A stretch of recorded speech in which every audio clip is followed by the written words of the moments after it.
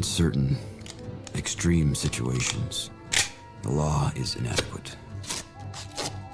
In order to shame its inadequacy, it is necessary to act outside the law, to pursue natural justice. This is not vengeance. Revenge is not a valid motive, it's an emotional response. No, not vengeance. Punishment. Tonight we have a chance to say, yeah, you're right. We're too extreme, we're too wild, we're too out of control, we're too full of our own shit. Or we have a chance to say, hey, fuck you, you're wrong. Fuck you, we're right. Because you have all made it to the dance. Because believe me, this is the dance. Start the show.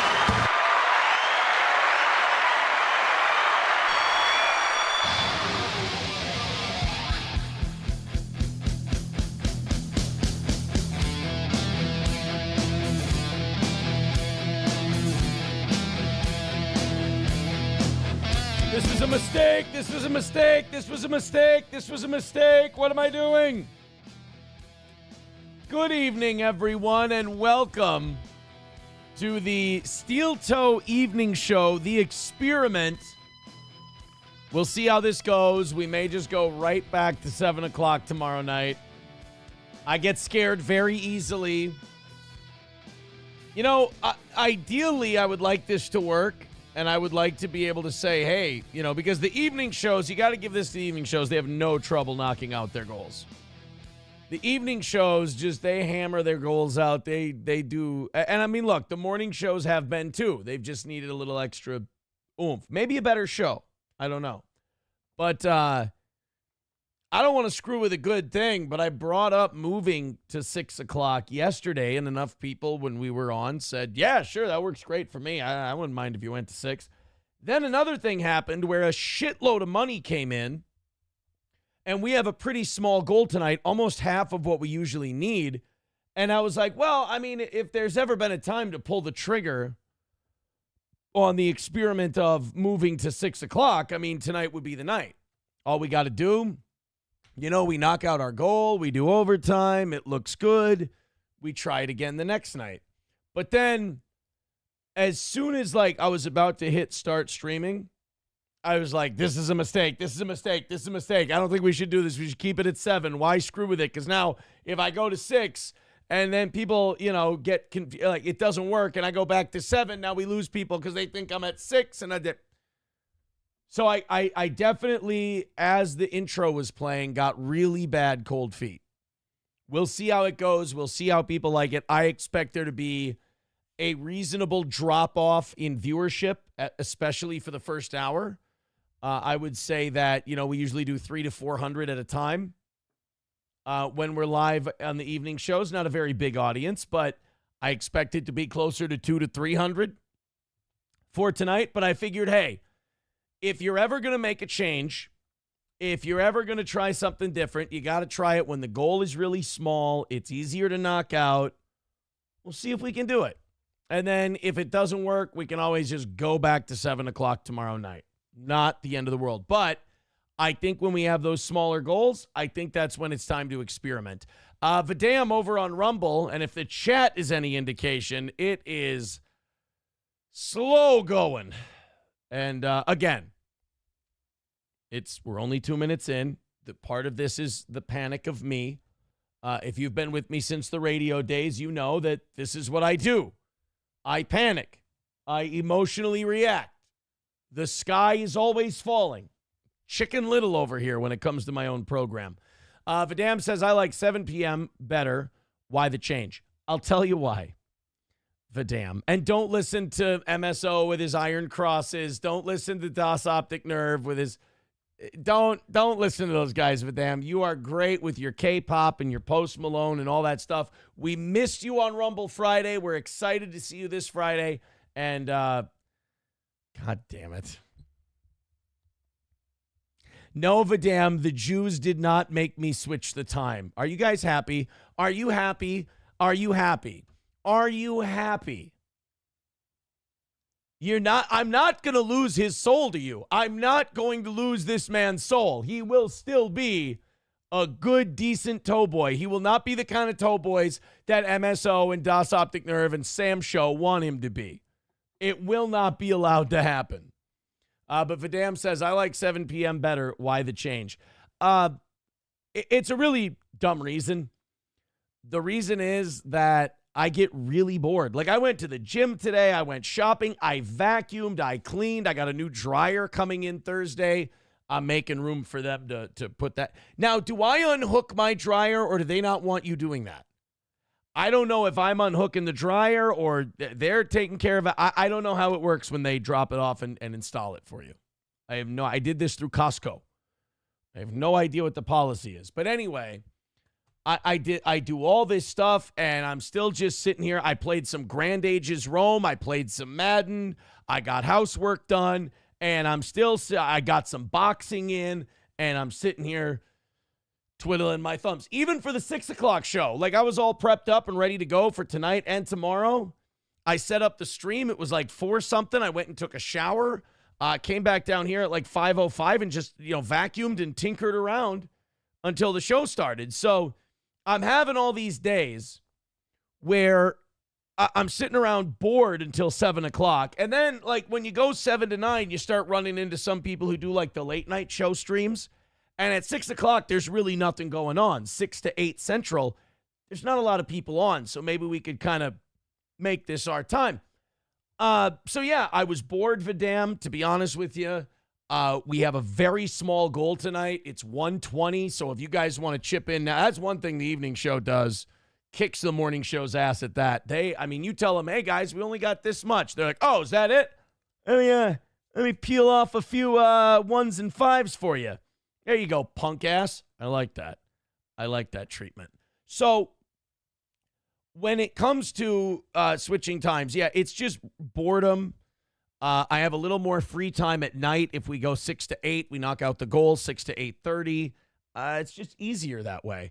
I do have some news. Ace starting us off tonight with $5 means that he says, thank you for switching as I told you to, Baruch Hashem. By the way, Ace, am I getting that right? I want to throw, you know what I say, Ace?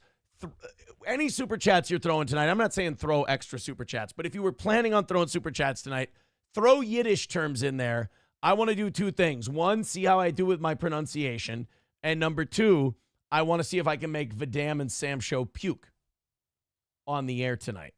Baruch Hashem. Do I have it?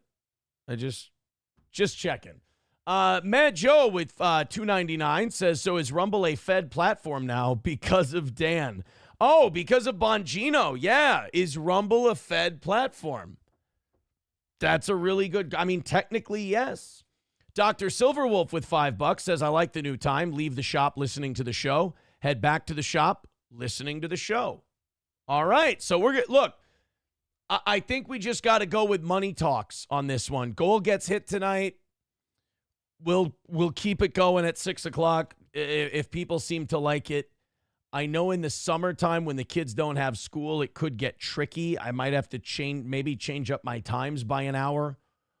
Maybe go, 11 to 5 during the day rather than 12 to 6. But that's very easy to do. I'm not going to complain about picking up my kids earlier. That would be swell. So, yeah, we're gonna do it this way. At least for now, we're going to see how it goes. Again, if you guys want to throw in, you know the drill, Streamlabs, PayPal, Venmo, Rumble Rants, Super Chats, etc. You guys are already off to a great start. We're almost 110 away, about 115 away from tonight's goal, and thank you very much. Ace with that $5 also just moved into 4th place ahead of Ron Konitzko.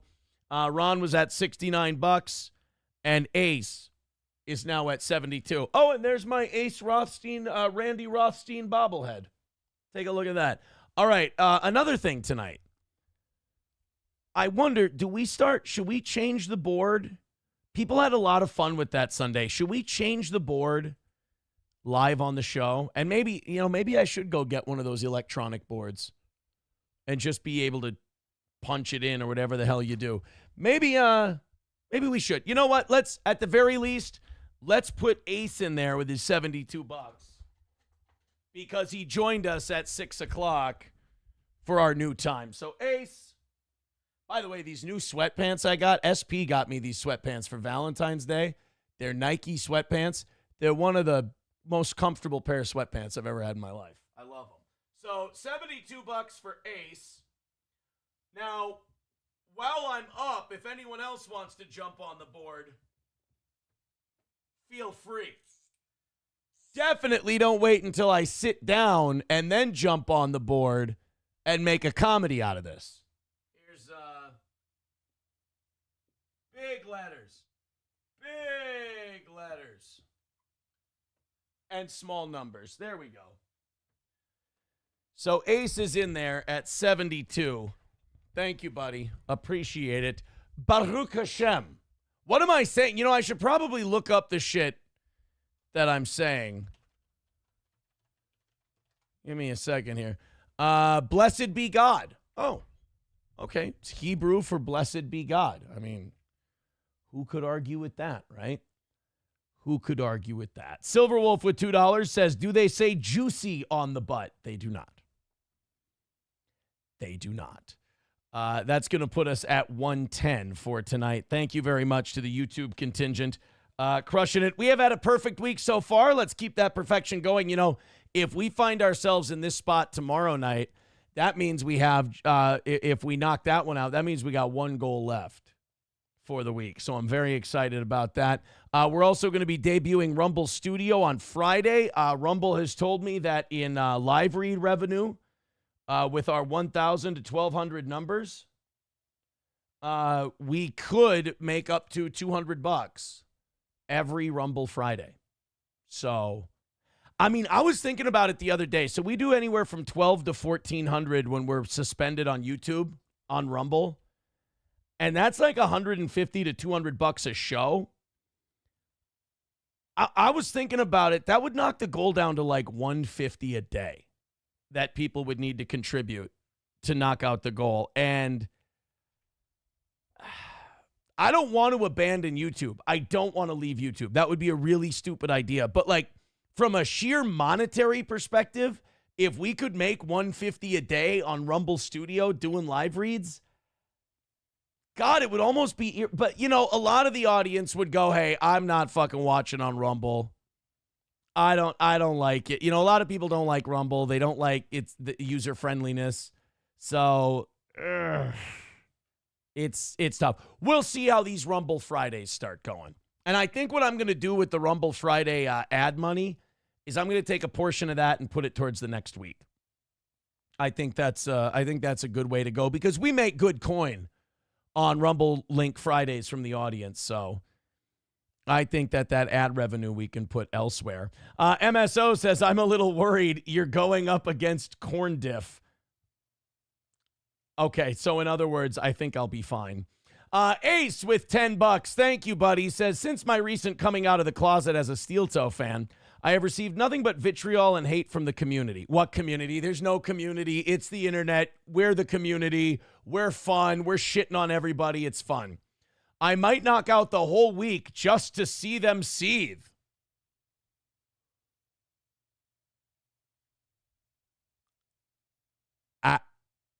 I mean, what are we looking at? 3, 5. I don't know. We're looking at $700-800. Would knock out the rest of the week, right? 3, 5, 8. Yeah, $700-800 would about do it for Wednesday morning, Wednesday evening, Thursday morning.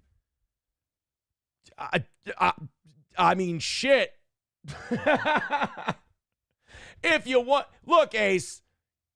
I ain't ever going to say no to money, but I don't, I mean, that seems like a ridiculous amount of money to be throwing at the old toe. I'm, again, not going to stop you. And if you're going to do it, do me a favor, you know, do it in pieces so that these poor guys in the top 4 can kind of catch you. We can get a bidding war going. We can make even more money. I mean, you're a Jew. My name is Hebrew. Right? We feel each other on this. Das Optic Nerve says you should pit the Rumble rants versus the YouTube super chats to see who donates more. That's a good point. Right now, YouTube's all over it. 10, 17, 25. YouTube. All right, I'm going to do that right now for the rest of the week. YouTube, Rumble. That's a good idea. YouTube, Rumble. So what did I say? 25 YouTube. 0. Rumble. 105 away from tonight's goal. So this has been a very fascinating for me, a very fascinating start to the 6 o'clock start here. We got Ace coming in hot. I appreciate people like Ace. People who can come out and say, I'm a Steel Toe fan. And then other people on the internet who are incapable of being like just happy and a normal person, like, yeah, fuck you, yeah, you piece of shit, yeah, I fucking hate you. I think what it shows is like this show is kind of for normal people. It's kind of normies. I'm proud of that term. I think it's for normies who don't over internet. I think this is a show for people who are just kind of lighthearted and they like to, bust a little balls, talk a little shit. I think the people who hate Steel Toe, when you start busting balls and talking shit, they're those people you can't hang out with socially. Because when you go like, yeah, like your football team, it fucking stinks and whatever, they're, oh, yeah, I'll fucking kill you, I swear to God. And you're like, I don't think we can hang out with Dave anymore. Like, he goes way, way over the top. So I think for guys like Ace, it's just kind of a more chill place to be. And then, of course, I get to scream and yell about stuff. And, I've noticed this on the internet. It's very sad. Very rarely are the hosts willing to play the court jester. They take themselves way too seriously and they're not willing to be seen as like, the butt of the joke or whatever. But like, it's like pro wrestling. You're performing, asshole. It's a joke. It's all silly and funny. It's like pro wrestlers who take their, I'm wearing a Bret Hart shirt right now. Bret Hart took his character way too seriously. That shit happens sometimes. People get weird. So I can understand why people would prefer Steel Toe over other shows. So I appreciate it. All right. Making speech free again wants me to, enough with the palaver is what he's saying. Let's get this show on the road. I don't know, man. Like, we're just sitting here fucking around. I got this Ukraine-USA mineral deal story. I was going to start the show with this because I thought it would make numero uno Josh Denny fan happy. I was watching Piers Morgan today. I was watching a few things today when I was at the gym. I was listening to... I was finishing up the Joe Rogan, Woody Harrelson podcast, and God bless them. I like both of them. But Joe Rogan does this thing about psychedelics that I just hate it when drug people do this. They pretend like any criticism of the drug is totally unfair and that there are only positives to the drug. I fucking hate that. I mean, the things that I like them because I like them. I'm not sitting here trying to tell everybody, I'm not evangelizing about it like, oh my God, it'll change your life. And oh my God, it's amazing. Joe Rogan wants to sit there and bitch about pharmaceuticals all day long. Pharmaceuticals, prescription drugs, they're terrible. Yeah, prescription drugs have, positive uses and also dangerous side effects and bad things about them if they're misused. Same thing with psychedelics. Same thing with every other drug on earth. So when you get these fucking psychedelic people like, it only makes you better. It only makes you closer to God and more peaceful. No, it's a brain-altering chemical. It fucks you up. It has bad long-term effects. Yes, it can lead to maybe some relief of some PTSD and depression symptoms. Absolutely, sure. But if you don't have those things, it can fuck you up. It's not for everybody. That's the thing. Like, a lot of these drug people, they get on this kick of like, it's for everybody, everybody should try it. No, you really shouldn't. And like the new white guy thing to do now is like, I'm going to go take ayahuasca. Quit being gay. Honestly. I mean, with the I should go on an ayahuasca trip. No, you shouldn't. How long you been alive? You done an ayahuasca trip before? All right. You hanging in there pretty well? All right. Don't start throwing mind-altering chemicals into the fucking waters, if you will. So I watched that. I know McBuster's upset at the stuff I'm watching now, but then I turned on in my headphones while I was prepping the show today a little bit later. Piers Morgan's latest episode. He had a lot of good guys on there that I like. He had Cenk from the Young Turks. I'll tell you why I like Cenk. I don't mind watching liberals. I don't mind watching conservatives. As long as they're honest about what they are and as long as they don't speak in talking points. And to me, Cenk doesn't speak in talking points. And I like that. But he was on there, and then a guy I really like, Dave Smith. Dave Smith is really great. He was on there. And, you know, it was so refreshing because one of my big complaints about Piers Morgan's show is that it's all these fucking guys and they're yelling over top of each other, and it's just they don't shut up for a second. This was one of the nicest, most respectful back and forths, and it was about Ukraine and Russia and, you know, all this other stuff. And, like, I actually learned something. I actually picked up something watching that show. It's kind of nice. One of the things they were talking about was this Ukrainian-Russia peace deal, United States trying to broker it, and then what's his name, Zelensky coming in at the 11th hour and saying, oh, by the way, all that money you gave us, that's a grant. We don't owe you shit. We're not paying it back. That annoyed the fuck out of me. So the United States said, oh, yeah, you're not paying it back? Guess what?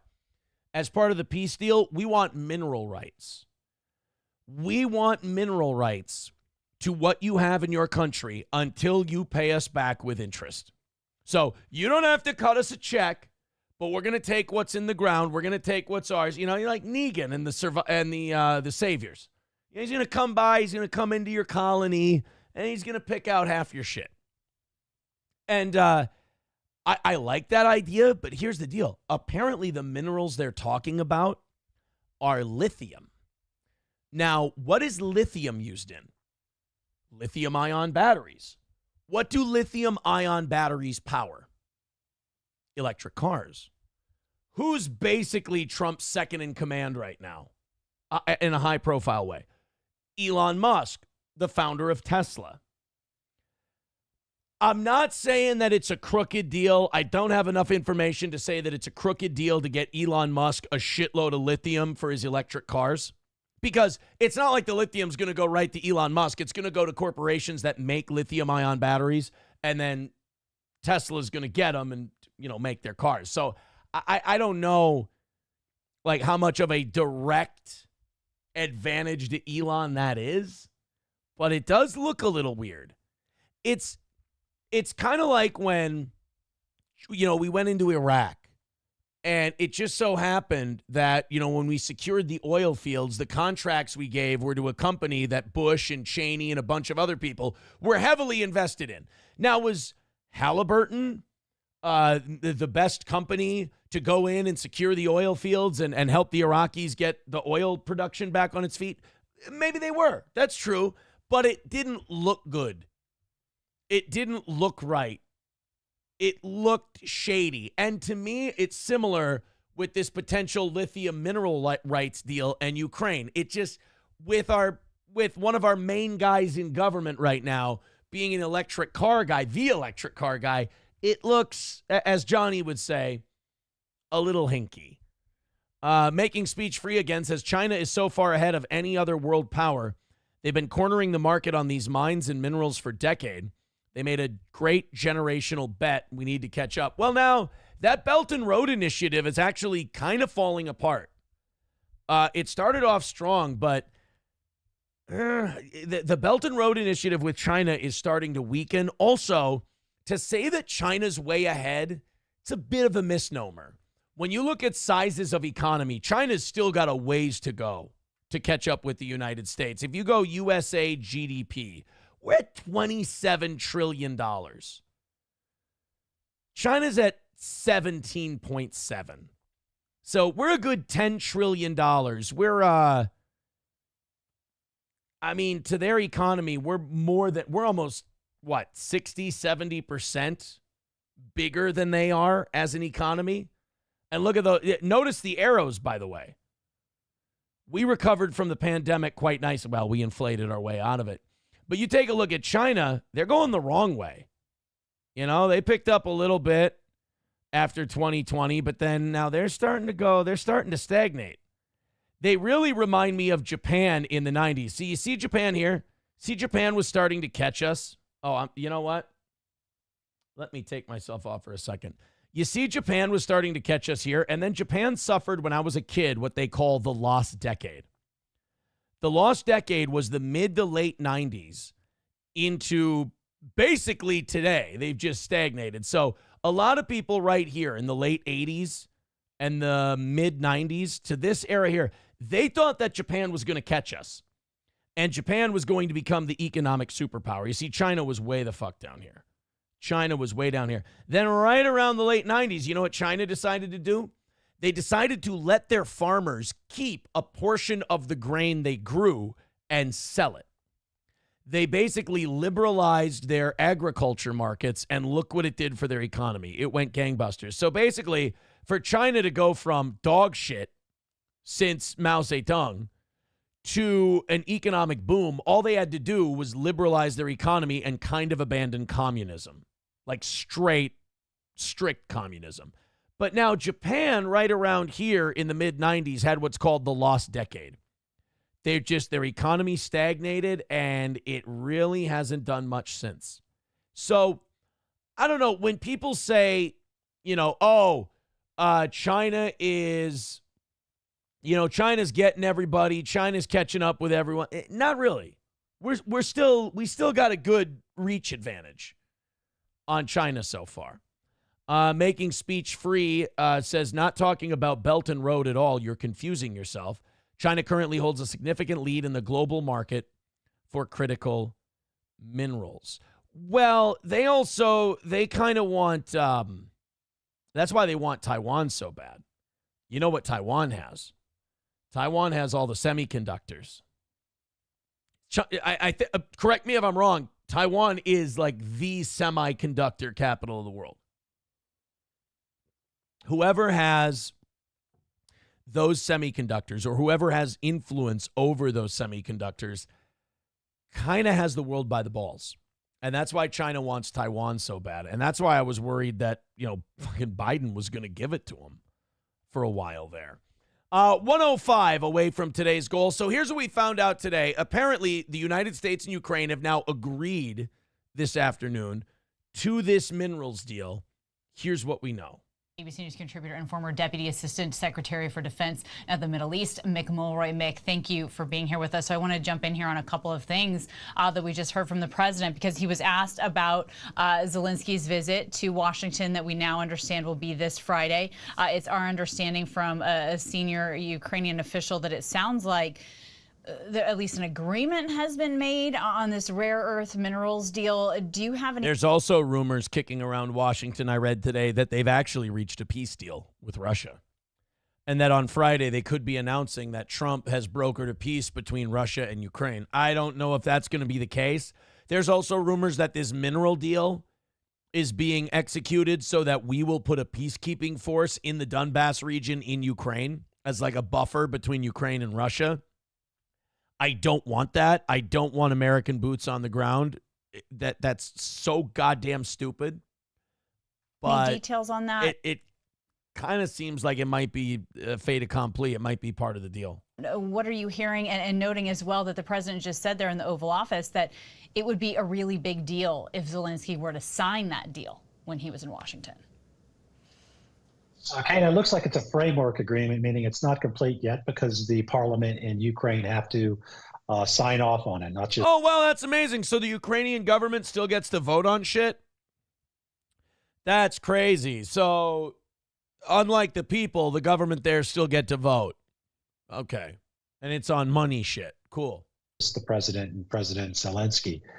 From the reporting, it looks like, and from people in Ukraine telling me, it looks like this is primarily about Ukraine agreeing to use 50% of the profits that they would get from the mined rare earth minerals that are under Ukraine, including under the part of Ukraine that's currently in the possession of Russia, to invest in a fund that reinvests back in Ukraine. So the U.S. would have a part of that, but it doesn't specify any specific amount coming to the United States, rather into this fund. But I think we have... That sounds like a stupid deal. Why not just do a straight deal? The United States gets a portion of your rare earth mineral profits until you pay back the $250 billion we fucking gave you. I mean, we should already be taking some of those weapons sale profits. They've been taking some of our weapons and selling them to the fucking drug cartels in Mexico. We ought to be taking a portion of those profits, but they won't even acknowledge that they exist. To wait to see what comes out of Parliament, what actually gets signed, to know the details. But I would say this is a good thing, although apparently it doesn't have a security guarantee, which is really what the Ukrainians needed in this agreement.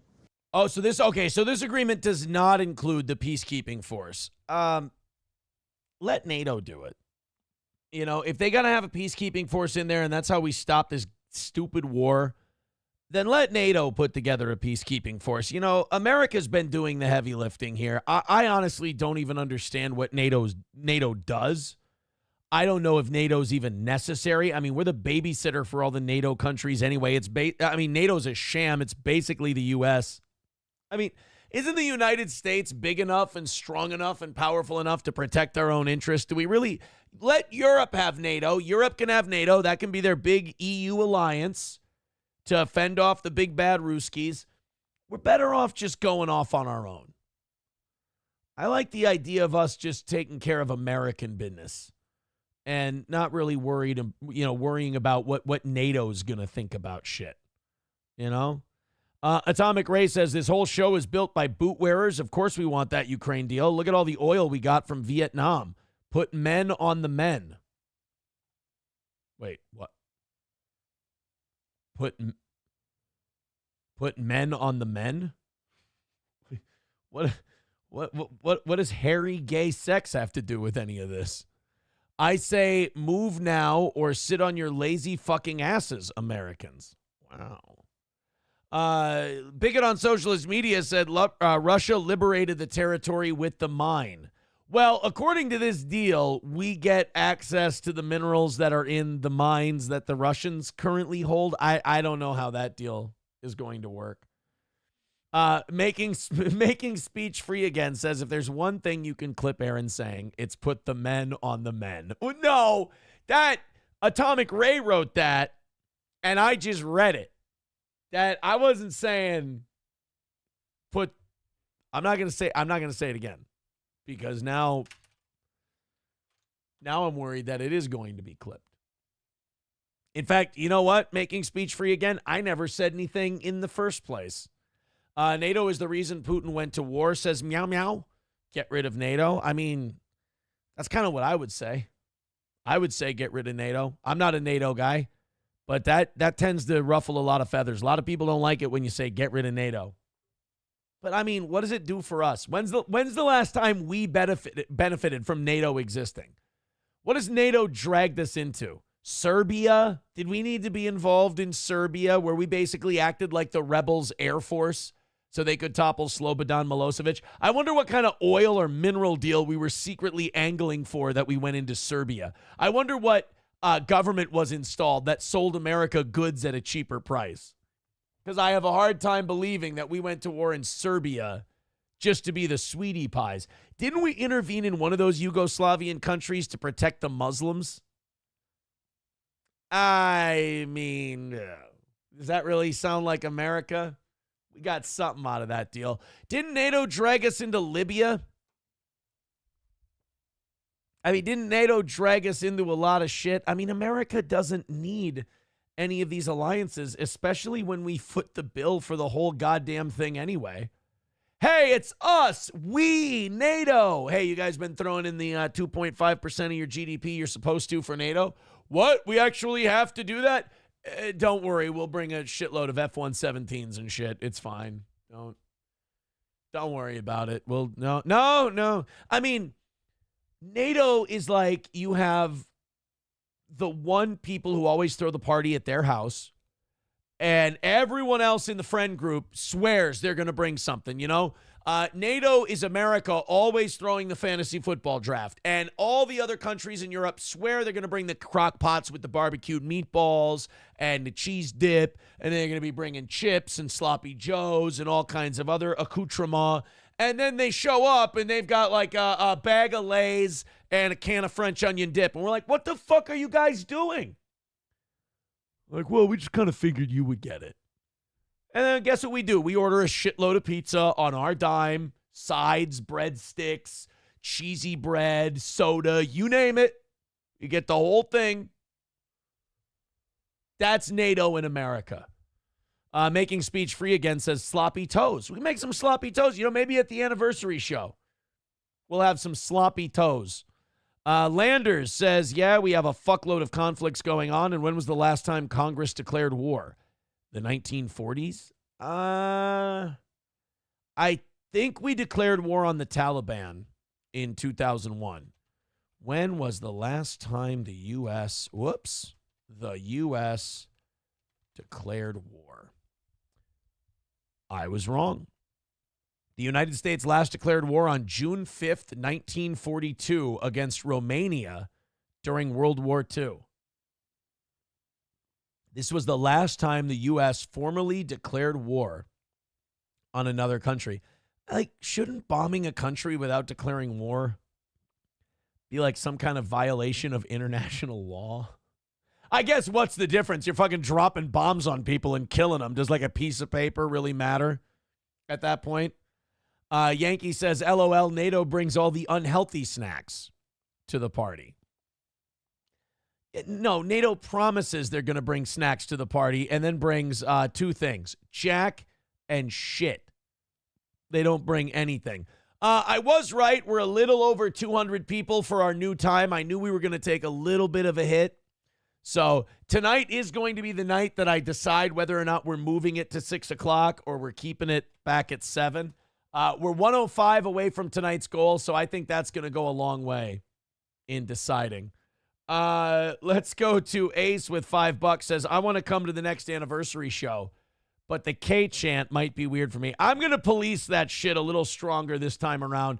We're either going to do a comedy show early, like in the early afternoon, or we're just going to scrap the comedy show altogether and do maybe a podcast and some other shit, because I know this. When you start the party at 2, 3 in the afternoon and there's a cornhole tournament and people are just fucking drinking and there's a band outside and we're playing, we're having a tournament, we're gambling, shit like that. Everybody's getting crazy fucked up. It's by the time it's 7 or 8 o'clock and you want to do a comedy show, nobody wants to sit down for an hour and a half and watch stand-up comedy. And then when they do, they're just too drunk and they're chanting racial slurs. And it's a bad look for us. And it gets way out of hand. So, Ace, you show up at the next anniversary show.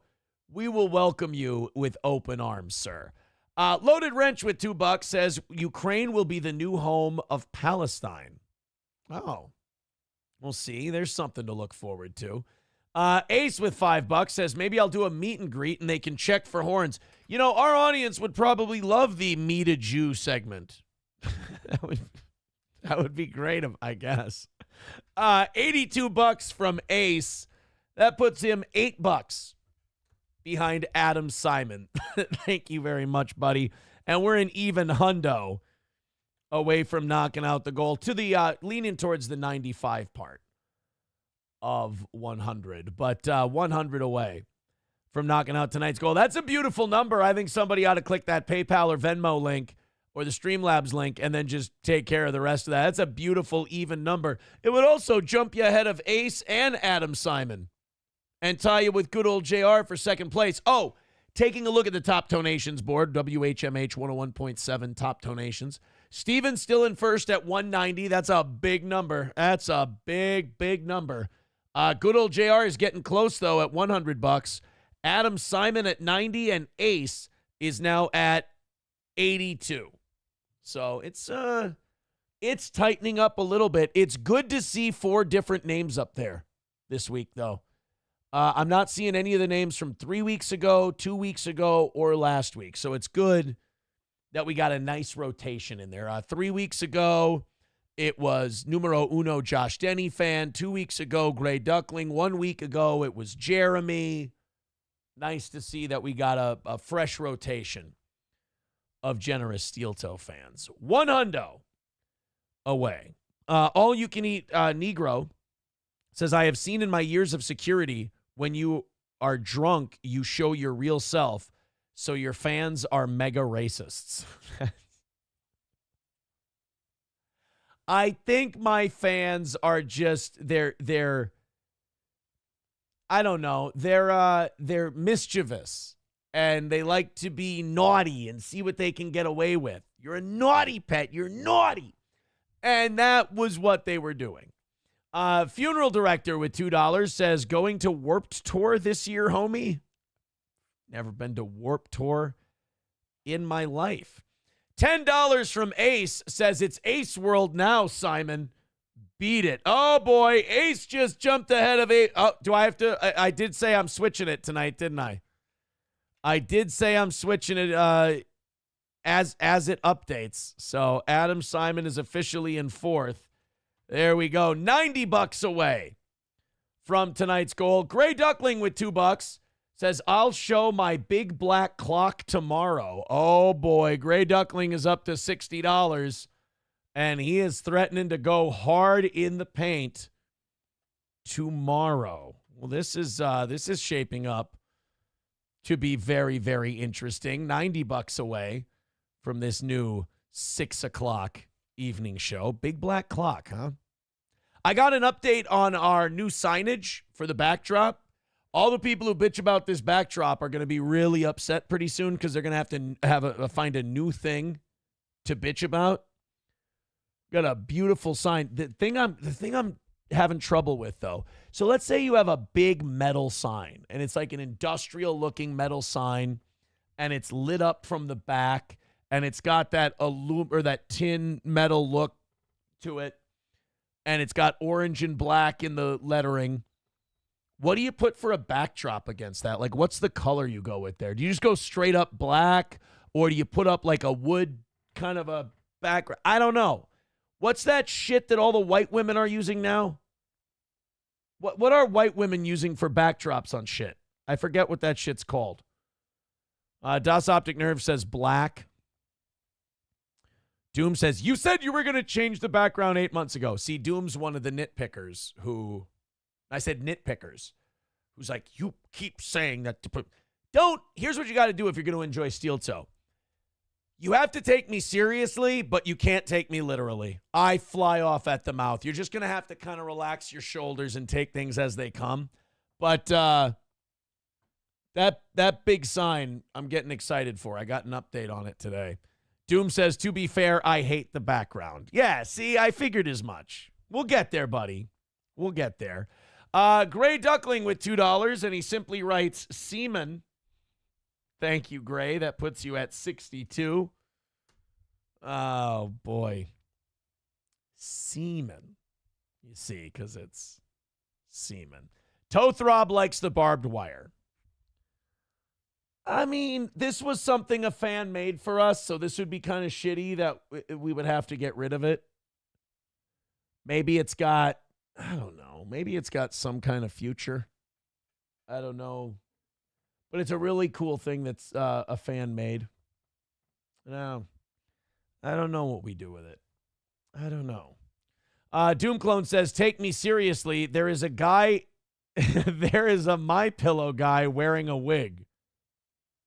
Yeah. Do you not have a MyPillow guy wearing a wig? What are you, a fag? What? Did I walk into a room where you can't? Did I walk into an alternate universe where you can't have Mike Lindell wearing a mullet wig and a Burger King crown and still be taken seriously? I'm sorry, Doom. I don't want to live in that world. I don't want to be. You know what? This world wasn't made for me if I can't put Mike Lindell in a Jared Allen skull mullet wig with a Burger King crown on his hat and a World War II desk reference book in front of him and not be taken seriously. That would be a shitty world to live in. Tothrob says, broads do the barn board on the walls. Their houses smell like cow shit. Oh, well, thank you, Tothrob. Triple N, thank you. This is maybe one of the nicest and meanest things you've ever said to me at the same time. Triple N says that shirt makes you look skinny and fat simultaneously. Thanks, buddy. I appreciate it. I know what you mean. I get it. $90 away from knocking out tonight's goal. Thank you guys very much for your generosity. Keep it going. Oh, by the way, they wanted me to keep track of YouTube versus Rumble. It ain't going well. That's another 16. That's 41. Oh, no, 46. 51-0. YouTube is ahead of Rumble at the moment. Now, should I add a third one in there and go PayPal and Venmo and Streamlabs and put them together and make this a three-way race? I think I should. I'll go PayPal in the middle. Either way, YouTube is fucking crushing everyone right now. I hate the weird cave paintings in front of Mike. Those are drawings that my children did for me, and they asked me if I would hang them up in the studio. How dare you, Doom? I know you don't have children. Making Speech Free again says, maybe just do the show. Lots of filler tonight. No, I changed it. I moved it an hour back, so I wanted to do more crowd work. I apologize for that. I'm sorry. Making Speech Free again. But for the people who showed up an hour early, I want to give them a little more one-on-one time. Das Optic Nerve says also the kid drawings are great. Yeah, thank you. But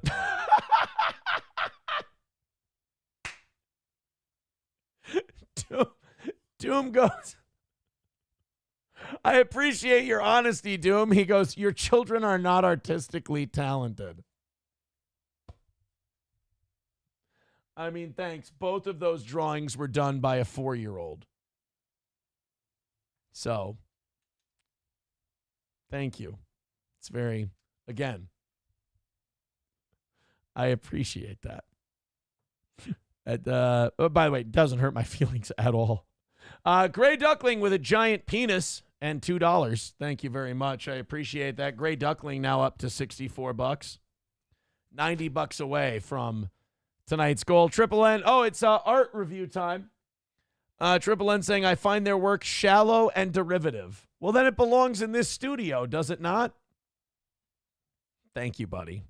I appreciate it. Welcome, Stephen Bravo, as well. Good to see some of the more new era Steel Toe fans making their way in. You know, I'm helping a lot of these people get over their, they're taking podcasts too seriously thing. I think they're doing a great job, and I think we're learning from each other.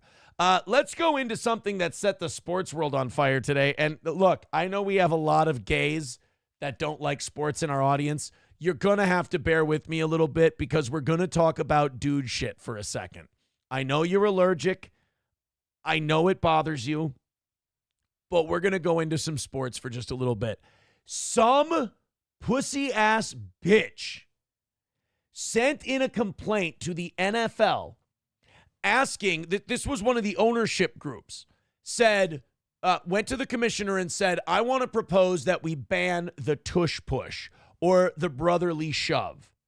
You know about this is, the Super Bowl champion Philadelphia Eagles. I'm about to get the Eagles back on this, and it's really going to be hard for me to back up the Eagles. But it was supposed to be an anonymous team went to the league and said, I propose that we ban the brotherly shove.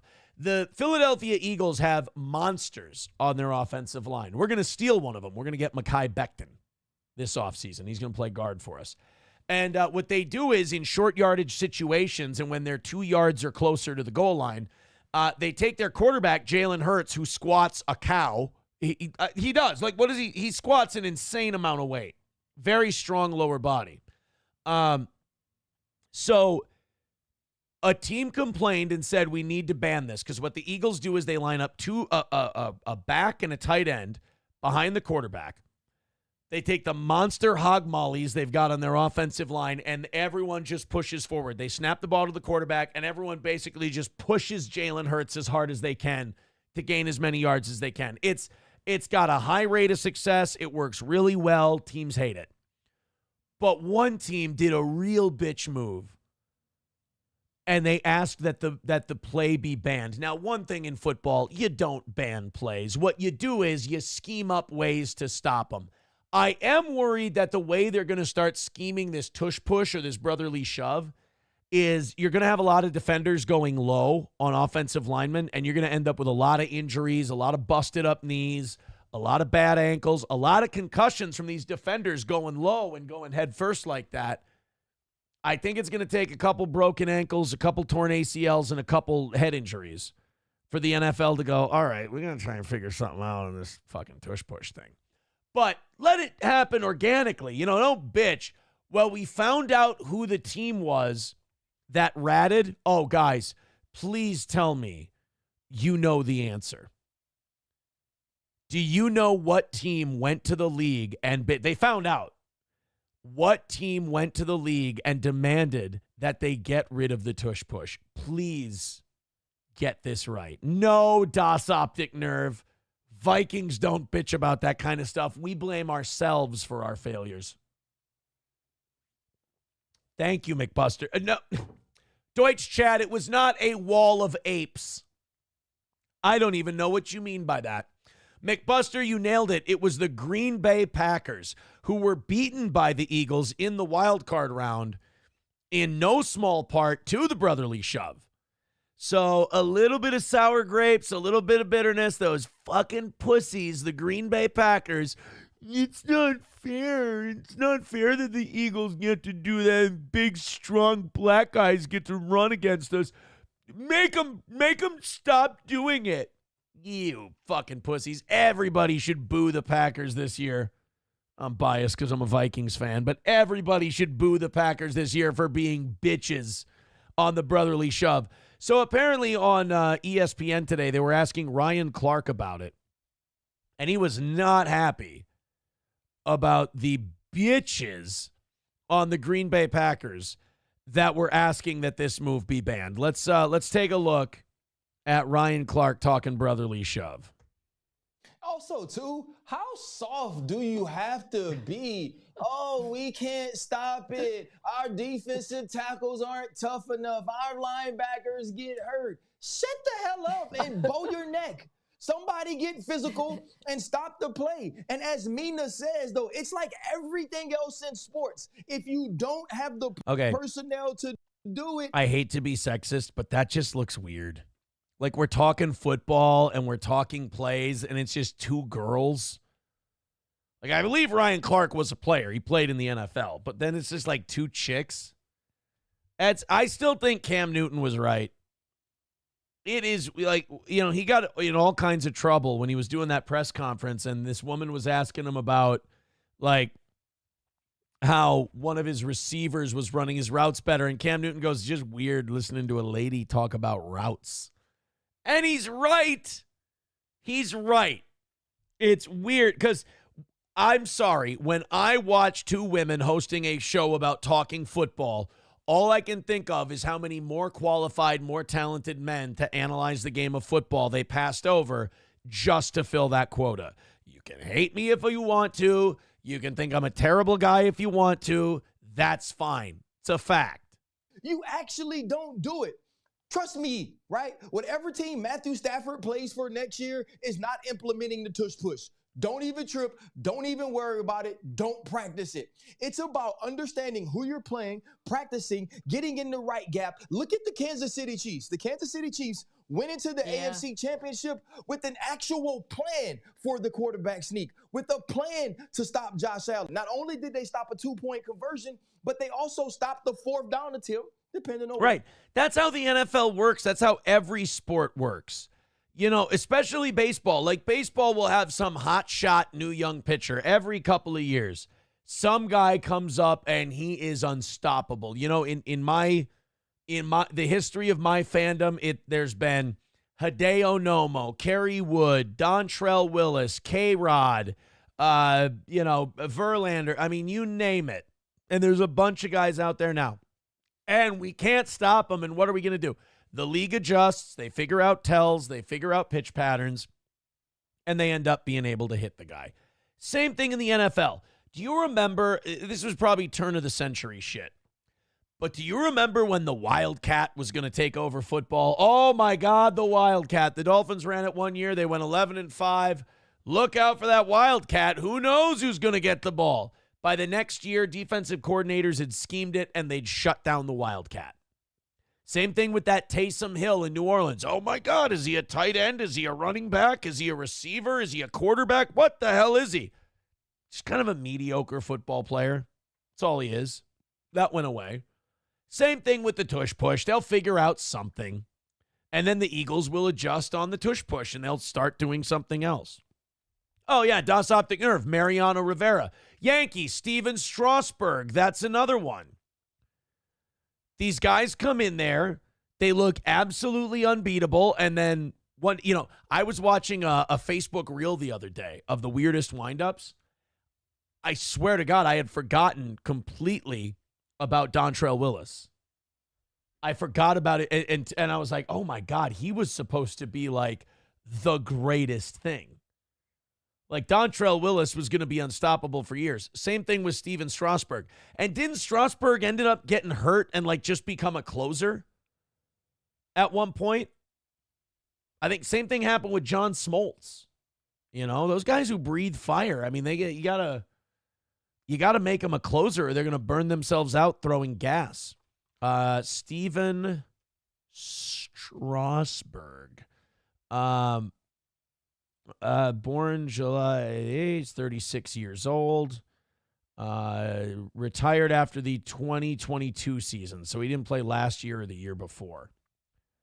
No, he was never a closer. He was a starter his whole career. Yeah, he had a few 15-win seasons. He had an 18-win season. He was pretty good. He was respectable. ERA of 3.24, 113 career wins, but like nothing to write home about. His arm fell off. That's what happens. These guys in sports, it's about a new thing comes around and then you adjust to it. You remember Michael Vick was never going to be able to be stopped. Oh my God, Michael Vick is the new evolution of quarterback. Piss on it. You might as well not even try. And then with the help of a few pit bulls who couldn't win a fucking fight to save their life, Michael Vick got himself in a little bit of trouble. He came back. He was slowed down a little bit. Boom. There you go. Every sport, there's adjustments that need to be made. I mean, I can count on one hand the amount of athletes I've seen in my day where nobody could come up with an answer for him. I would say Rivera is one. Floyd Mayweather Jr. is another one. Jordan. I mean, people even figured out how to contain Kobe and LeBron and Steph Curry. I mean, none of them were unstoppable. Making speech free again says, please don't count on one hand. You count super goofy on your hands. I apologize. Das Optic Nerve says Tyson. No, I mean, Buster Douglas, Evander Holyfield, they figured out Mike Tyson. And they figured it out the way you figure out sluggers who come forward. You have to come forward too. Deontay Wilder for a while was a guy that they're like, oh my God, that wrecking ball of a right hand. What are you going to do? In their second fight, Tyson Fury showed you have to come forward. You have to come to him. You can't just keep backing up and giving him room to hit you. You got to smother him. And that's what he did. Taste Fairy Ialto says the Vikings Wildcat formation was the Blazer. Oh, that's right. Because what's his fuck? Joe Webb went to UAB, the Blazers. So get it? He had a whole different thing. How'd that work out for us? Blukey says, did you lose respect for Tyson because of his last fight? No. I will never lose respect for Mike Tyson. When you ask, what's the craziest person you ever met or talked to, Mike Tyson is probably at the top of that list for me. Meeting Mike Tyson and getting to talk to him was fucking insane, especially like covering a fight of his, going to Louisville, Kentucky and covering a Mike Tyson fight at like 17, 18 years old. I wrote for a boxing website called doghouseboxing.com. And boxing was so in the shitter back in 03, 04 that they credentialed me to go to a Tyson fight and cover it for maxboxing.com. That's the first time the internet got really mad at me. And I totally deserved it. I was covering the weigh-in. It was Mike Tyson versus Danny Williams. And I wrote about the weigh-in. I was like, Tyson looked great. He's trimmed down, blah, blah, blah, blah, blah. I didn't put the weight in my report that I sent in. I used the hotel computer, and I punched it all up. I was so happy with all the descriptive words I used. You know, my high school journalism newspaper class was paying off. Oh, my God. And then the message, back then it was your article went up on the message boards. And I looked at the message board, and they're like, you fucking idiot, Imholt. What was his weight? How much did he weigh? And I'm like, oh, my God. My editor emailed me, and he's like, could you send me the weight real quick? And I think Mike was like 230. He was like 227, 230.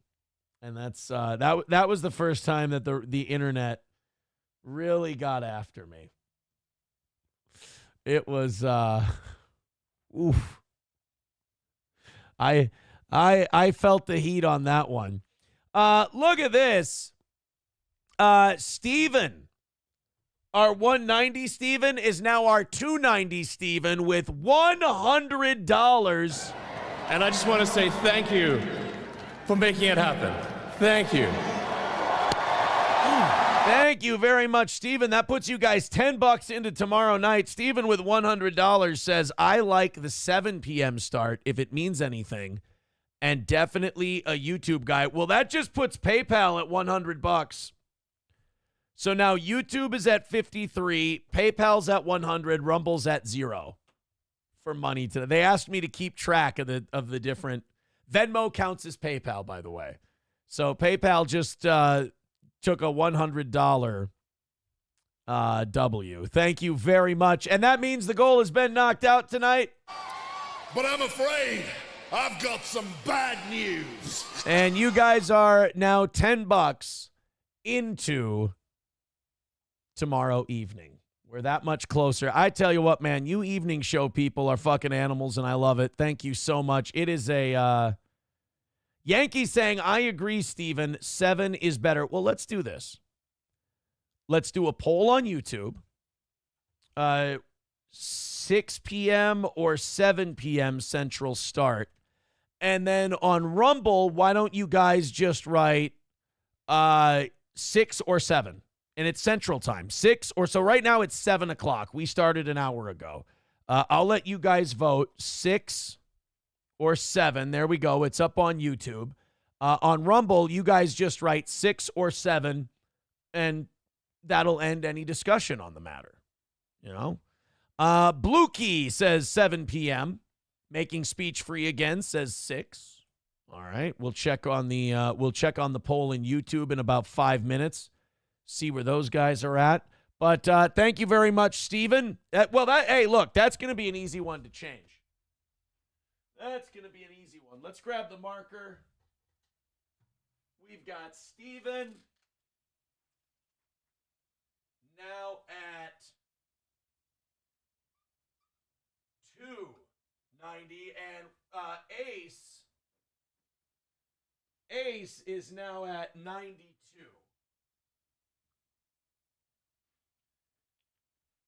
He is now ahead. Wait, he's at 97. God damn it. 97. There we go. All right. Off we go. Crowder wears panties with $1 says for the lulz. Hey, guys, Rumble's on the board with $1. Rumble's got $1 in there, so PayPal is beating YouTube, but Rumble is officially not getting shut out. Ace with $5 says, I like topics and news stories, but my favorite is when you address the haters. What the fuck is up with Mersh? I think the Mersh thing is pretty simple.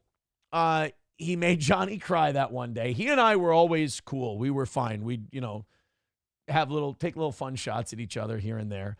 A couple of things happened with Mersh from my perspective. Again, for Mersh, it's probably much different. But from my end of things, Mersh made Johnny cry. It was very, very funny. And then I think the Rekieta stuff happened. And I think Mersh kind of picked sides. And I think Mersh was kind of sweeping quite a bit. And so I had to be the bad guy.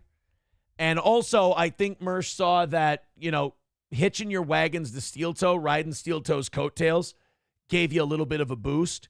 And it's no secret that Mersh has been struggling lately. So I think he thought grabbing onto the Steel Toe thing, hopping onto the Steel Toe train would help him out a little bit. But I think really, I think what's been proven is that the Steel Toe train is kind of full. I'm carrying the people I can carry. It's about it. It's kind of, you got to be able to do something more than just that. Gray Duckling with $1. Thank you very much. So now, all right, wait a minute. Rumble's at $2 now. Wait a minute. Puerto Rican prostate puncher with $1 says, here's $110, Aaron. Get that bitch Ace off the board. That's only $1. I don't. $2 from Landers over on Rumble says, from my penis to yours. Oh, I remember those days. Thank you. So Rumble is officially now at $5. YouTube is at $58 and PayPal is at $100. Gray Duckling with $2 says, I'll dock with you, bro. All right, where's Gray Duckling at now? Gray Duckling's at $67. And Rumble is now at $7. Thank you very much. Tothrob says, hasn't Johnny cried a few times? Yeah, he's cried a couple of times. It's a tough life. Sometimes he gets emotional. Sometimes he, it happens from time to time. I don't think it's that big of a deal. It's a real moment, People this morning were saying we're kind of riding Johnny a little hard for. They said he was low energy. They said Johnny's low energy, this and that. I mean, Johnny's giving it everything he's got, and I kind of like it. Like I kind of like when the morning show. I think it was Monday morning's show. Yesterday morning's show, I started and I was pumped. I was excited. We had a great members only show. I woke up. I was so happy to do the show. And I'm like, yeah, Steel Toe, here we go. Good morning, everybody. Welcome to the program. Johnny's here. How you doing, buddy? Yeah, good. And it just, I just felt the rev of my engine just completely slam on the e-brake. I'm just like, what? And I even said something. I'm like, well, okay. And I just looked at Johnny through the camera and I went, no, you know what? You're right. It's going to be that. I'm wrong. I'm way too up here. You're right. And he goes, I remember Johnny said, what? I'm not a morning person. I'm like, what? You're not a morning. This is something you probably should have told me back in 2018, 2019. Probably 2018 is probably when he joined up. 2018 would have been the time to tell me you're not a morning person. But I don't know. Maybe I'm just different. I think that kind of shit's funny. I know the internet reads into that stuff so much and they want to make a big thing out of it. That's I guess that's my my blind spot is that I just find all that stuff kind of silly and fun, and that's, I don't know. My attitude is really more, who gives a shit? Let's just have a good time, And the Johnny thing is a good time to me. Everyone thinks I should be mad. Everyone thinks they'd be like, you're a co-host, he's low energy, blah, blah, blah. Well, I mean, look, don't you think by now, after working with him for 6 and 7 years, I know what Johnny is and I know what he isn't? And as the host of the show, I kind of steer things around that. I mean, nobody's going to be like me. Nobody, I have mental problems, I'm out there. SP was like, you got a lot of stress. And I'm like, I really don't. She's like, you got a lot of stuff going on. I'm like, I feel good. She's amazed that I stay positive and I'm a happy guy and I'm upbeat and all this stuff. And I'm like, I don't know. I just am. I live a life where I'm like, everything's very temporary. Everything has a conclusion. Your life begins anew after the conclusion of those events and you adjust with the new reality. That's how the world works. People are amazed by that. So I think, long story short, I think I'm just kind of a weirdo. $2 from No Pen 15 Fathead says, try having Johnny for an evening show. $5 from Ace. He says, Ashley was beautiful, April was hot, and SP seems amazing. You also make over $100K not leaving your house. That's a win in my book. Well, thank you. Appreciate that, Ace. Oh, I got to update Ace now. Where's Ace at? He's climbing up. 97? He's getting there. Oh, he's $3 away from passing good old JR for second place. Puerto Rican prostate puncher says, new show, limp leg in the toe. Johnny, quit being a girl and go to bed early. Cottonwoods becoming a monthly supporter. Thank you very much. Bottle tip says SP. You got a lot of stress. Stop hitting me. I'm not hitting anybody. I promise you. Jesus Christ. I don't know. I thought it was funny. Doomclone says, Johnny's a cool dude. Somebody said it perfect. Was it Doom? It was really smart, so I don't think it was Doom. I'm just kidding. Oh, fuck. I can't remember. I can't see it. Oh, yeah. It was My Lost Interest. There it is. It says, I can't imagine being in pain 24/7 like Johnny. Yeah. So when people go like, I don't know, like people think I should be upset when he's low energy. Like, I don't know. I'm just confident that Johnny's given me everything he's got at any given time. And like, I thought it was funny on Monday when I was all fired up and ready to go. And then your host goes, yeah. It's like, it gives me Jeffrey Tambor, Gary Shandling, Larry Sanders show vibes. You know, it's just one of those weird things. My Lost Interest says, Aaron totally missed it. When SP says you look stressed, she was hinting that maybe she could help you with that. She does. Oh, you mean like a sex thing? Stop it. That is private, sir. But I'll tell you this much, My Lost Interest. Oh, maybe, you know what? My Lost Interest might have just like walked me into a clip here. I'll tell you this. People have sent me old clips of like the old shows April and I used to do. And I gotta say, what a different show it is now, in a good way. But also, I don't know how you guys put up with some of that fucking disgusting sex shit. I mean, I'm ashamed of myself. That was disgusting. Like just putting that shit on display. Like what a pukey, awful, gross people. Like people don't want to hear that shit. I hate to sound old fashioned, but I got to meet people where they are. And I think that's where people are. They're like, all right, we get it. Sex. Sexy sex. All right. Sex. Don't we sex? We do sex. Ugh. Shut the fuck. Like I'm embarrassed. Like I built this show in 2014 into what it was. And I feel like I took a fucking sledgehammer to it when we would do shit like that. Like I was killing my own creation. So now with my relationship now, I'm not sitting here sexy sex and sex. We're a couple. Do the fucking math. But it doesn't have to be fucking, bleh. I'm insecure, guys. I get pussy. I'm an insecure man. Pussy. I'm talking about, if you're on the air talking about pussy all the time, you're an insecure, probably a homosexual. Probably a homosexual. But yeah, I see some of those clips and I just go, ugh, what a fucking asshole I am. Lander says the chemistry is great between you and Johnny. Just don't ask him about the milking business. It's been rough. I'm sure it has. Making speech free again says, My Lost Interest, she massages his knuckles. They don't get down like normal people. You know what? It's funny you say that because after sparring, like after Thursdays, or if I go to the gym one day and I get a few rounds in the ring, my knuckles will be very inflamed and they'll hurt. And I ask her if she'll rub my knuckles and it feels so fucking good. Oh, I'm going to have arthritis. There's no doubt about it. Arthritis is coming for me. Like it was Booker T and I'm Hulk Hogan. I'm trying to keep the scoreboard up here. YouTube is now at $69. PayPal's at $100. YouTube can still win tonight. Rumble is at 17. 17. How about that?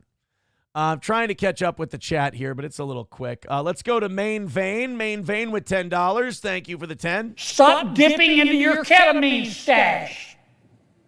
Put down the bomb. Thank you, Senator. Main Vein says, dude, hook me up with an RFK Jr. impression. Well, let's read the next couple of chats here as RFK Jr. I haven't dusted off the old RFK in a while. Let's give it a shot. Helgi says, you're a couple, do the math. McBuster says that you were homosexual and not now. Hulkamasha Baby says, weird, it's almost like the OGs told you that she was starting to be bad for the show and we got yelled at if we brought it up. Trucker 18-wheeler says, I was just about to never watch it again during that time. Yeah, I heard that from a lot of people after she was gone. I heard a lot of people say, dude, it just wasn't your show anymore. It's fucking gross. It wasn't like, none of us thought like, oh, Aaron gets pussy. Aaron's awesome, man. Or man, April's just one of the guys. They were like, she sounds like a whore and he sounds like a fucking insecure, closeted fucking simp. And I was like, oh, well. And I would say to them all the time, I would say, well, tell me how you really feel. No Pen 15 Fathead with $2 says, so you're a homosexual. I didn't read that like a question. I figured you meant it as a statement rhetorically. Funeral Director with $2 says, you should show us the lucky lady, Toe. I learned. I know better now. $1 from Puerto Rican Prostate Puncher says, do you and SP check each other's boobs for breast cancer and talk about boys? Only the really, really cute ones. Only the really, really cute ones. Making speech free again. I don't disagree with you. I don't disagree. Making speech free again also says Jimmy Stewart having an aneurysm. I think that is an RFK Jr. impression. It's just Jimmy Stewart stroking out. Well, the health of this country depends on people eating right and not putting certain additives in their body. And well, you have to eat right and you have to make sure you're vaccinated. So it's not that different. You're right. It's a kind of Jimmy Stewart drop down. So you're saying when you do Jimmy Stewart, you kind of do it from up here. And then when you do Robert F. Kennedy Jr., you kind of drop it down to this octave down here, and you maybe put a little bit of gravel in it, and it becomes different. But if I'm going to do a Jimmy Stewart again, then I'm just going to, make my mouth go wild and talk from up here. On crack. Ace. With $5 says, any chance you remember when I chatted that April was a Bird Brain NYC7 and you started laughing? No, I don't. But I will always laugh at the phrase bird brain. It's all kinds of fun. That puts Ace at 102. He is officially in second place ahead of good old JR, behind Steven, who is now at $290. Making speech free again says, nailed it. LMAO, give us some Jiminy Glick. It's been months. I actually was watching some Jiminy Glick the other day, and I realized I fucked up my Jiminy Glick impression. It was not good. There's way more Martin Short in it than I thought it was. I thought that Jiminy Glick was either way up here or he was way down here. A lot of it is just Martin Short in a fat suit. I was watching, he was interviewing one with Bill Hader and then another one with Mel Brooks. And I'm like, oh no, my Jiminy Glick impression is fucking horseshit. It's way too exaggerated. It was either way up or way down. Making speech free again says it's difficult to do unless you have a table of donuts to inhale. That's true. That's true. That does help a lot. Oh, my God, I've lost track of where we're at in terms of how far we're ahead for tomorrow. I'm going to venture a guess and say we're $35 into tomorrow. I'll have to go check it out after the show's done. You know what? Let's take a look at that YouTube poll. and see what the audience is saying about the 6 o'clock or 7 o'clock start. Wow, 56% over, 100 people voting. 56% say 6 p.m. Stay at this time. All right. Kevin S. says higher and lower on the Jiminy. No, go watch him. My impression was very rudimentary.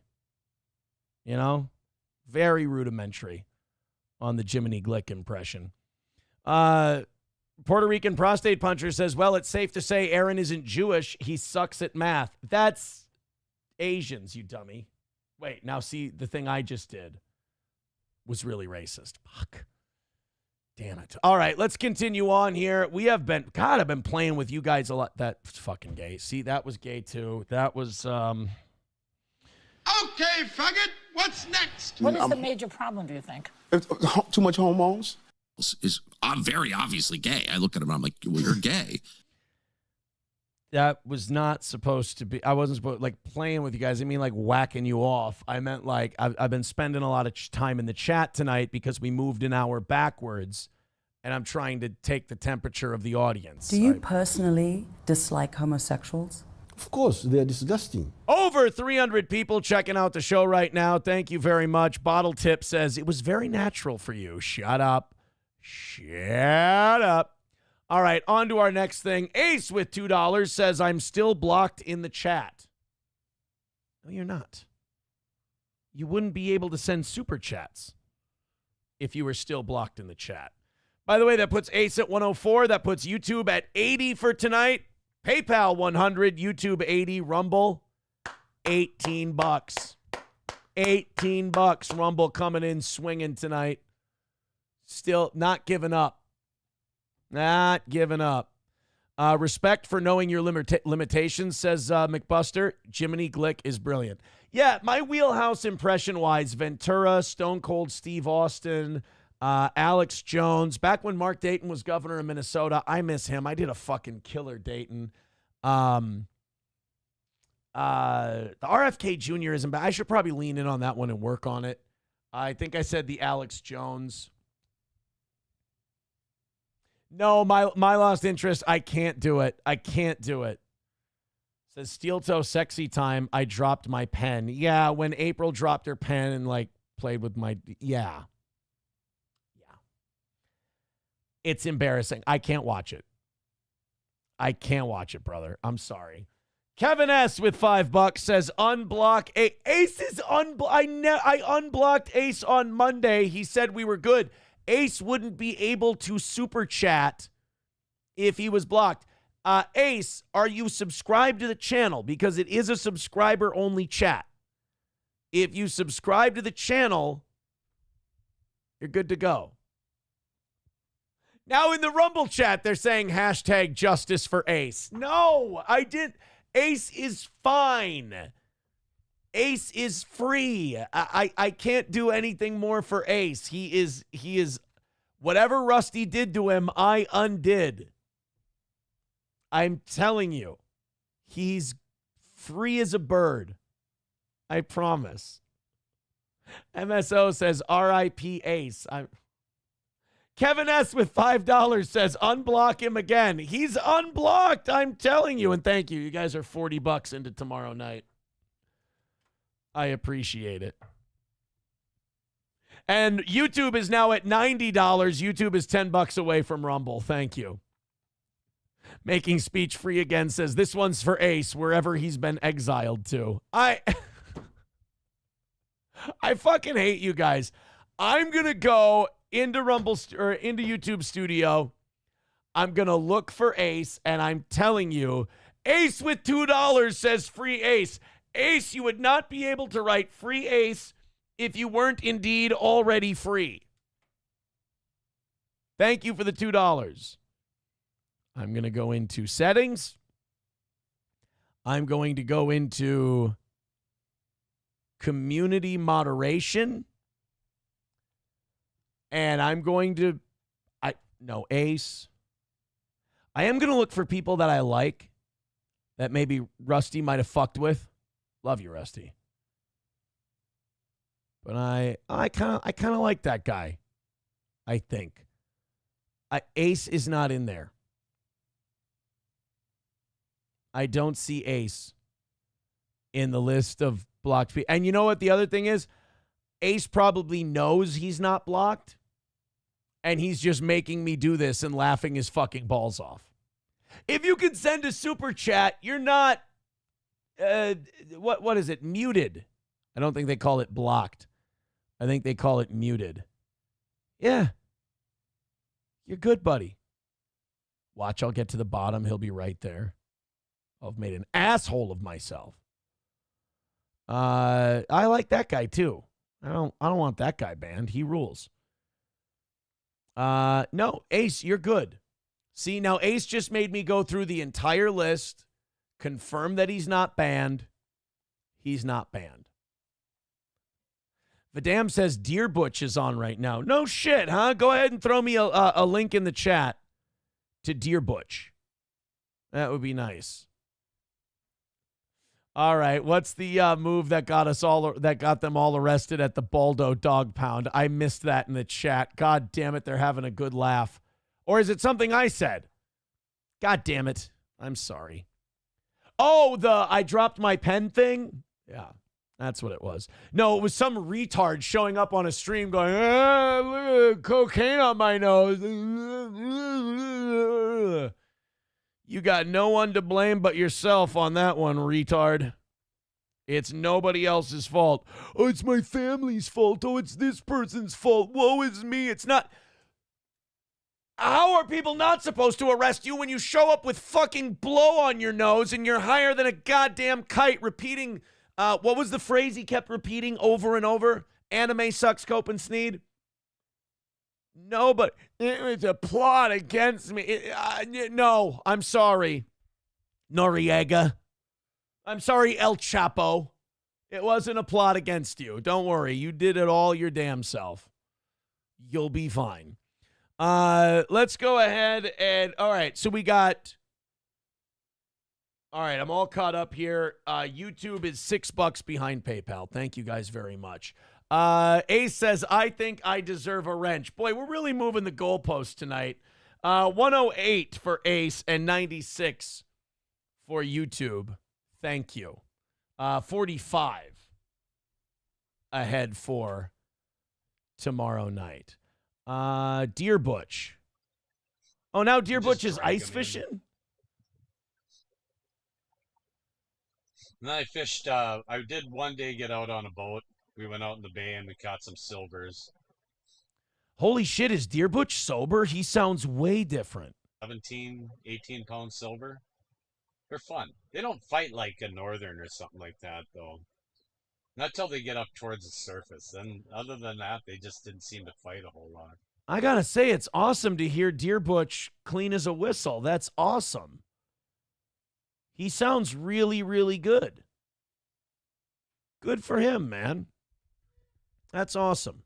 Puerto Rican prostate puncher says that ice sure looks thin as fuck. He'll be fine.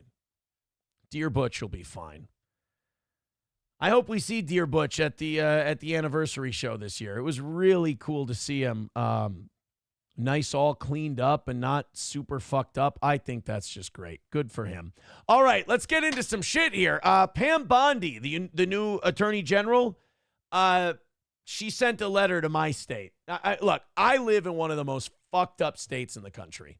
There is no doubt about it. I mean, every single part of our system, top to bottom, is fucked. I mean, it is run by stupid people. It is middle managed by stupid people. I mean, you talk about a state with completely fucked priorities.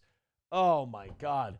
I mean, this is a state that just lets the Somali community run rampant with fraud and doesn't do a goddamn thing about it. I mean, nothing.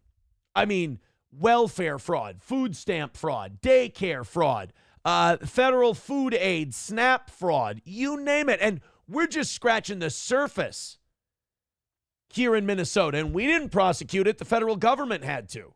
We didn't do a fucking thing. In fact, it was Minnesota state workers who actually helped the Somalis devise this whole thing. So Minnesota is a dog shit state. They don't even know when they're beaten. I mean, our own governor was one of the guys who got his fucking ass kicked in that last election, and we're not taking the hint. So you know how Trump did that executive order banning biological males from playing women's sports, and if you don't abide by that, you're not getting federal funding? Well, Maine, who Trump chewed into their governor during some kind of press conference to her face, Maine, California, and Minnesota, wow, look at the fucking company we're in here, have all been warned and issued letters by Attorney General Pam Bondi to cease allowing boys to play in girls' sports or face potential legal action. That is our wonderful state of Minnesota. I mean, just priorities as far as the eye can see. You want to dig in your feet. You want to, dig your toes right into the sand and plant your flag. You plant it on dudes being able to throw elbows in the paint with chicks. That's where Minnesota takes its stand. My lost interest? No, I will not be doing that. That's not what I was saying. But I did laugh on my insides. I laughed. Bapa Shab says, Aaron looks like an albino Somali. That actually hurts my feelings more than I thought it would. So in Minnesota, we get this warning. Oh, I'm sorry. Trucker 18-wheeler with $2 also, putting us to $20 on Rumble. So YouTube and PayPal are duking it out for first place tonight, but Rumble making a strong showing of themselves with $20. Thank you, Rumble. So Trucker 18-wheeler with $2, I missed this one, says, I think Johnny is a tranny or a lady. Oh, boy. All right. Why? There are no nads. There are no nads. I have no balls. That's the first I'm hearing about it today. That's the first I'm hearing about Johnny not having any balls is this clip right now. By the way, anybody else seeing it? Let me take myself off for a second. Anybody else seeing it now that he's wearing a shirt and tie? Anybody else seeing Johnny totally looks like he could be Pat Dixon's kid? I'm gonna let you decide. By the way, Ace is now at 113. He is in second place, climbing against Steven. Also, YouTube is taking the lead over PayPal. YouTube is at 106 and PayPal is at 100. But Johnny, there are no nads. Look, Johnny with that suit on, he could be Pat Dixon's kid. I'm gonna throw it out there right now. I report, you decide. Johnny K, Pat Dixon. Discuss. Talk amongst yourselves. Ace with $5 says, what the fuck is going on? Can we please knock out tomorrow's goal? You cheap fucks. Well, you guys are $55 into it now. I mean, Jesus Christ.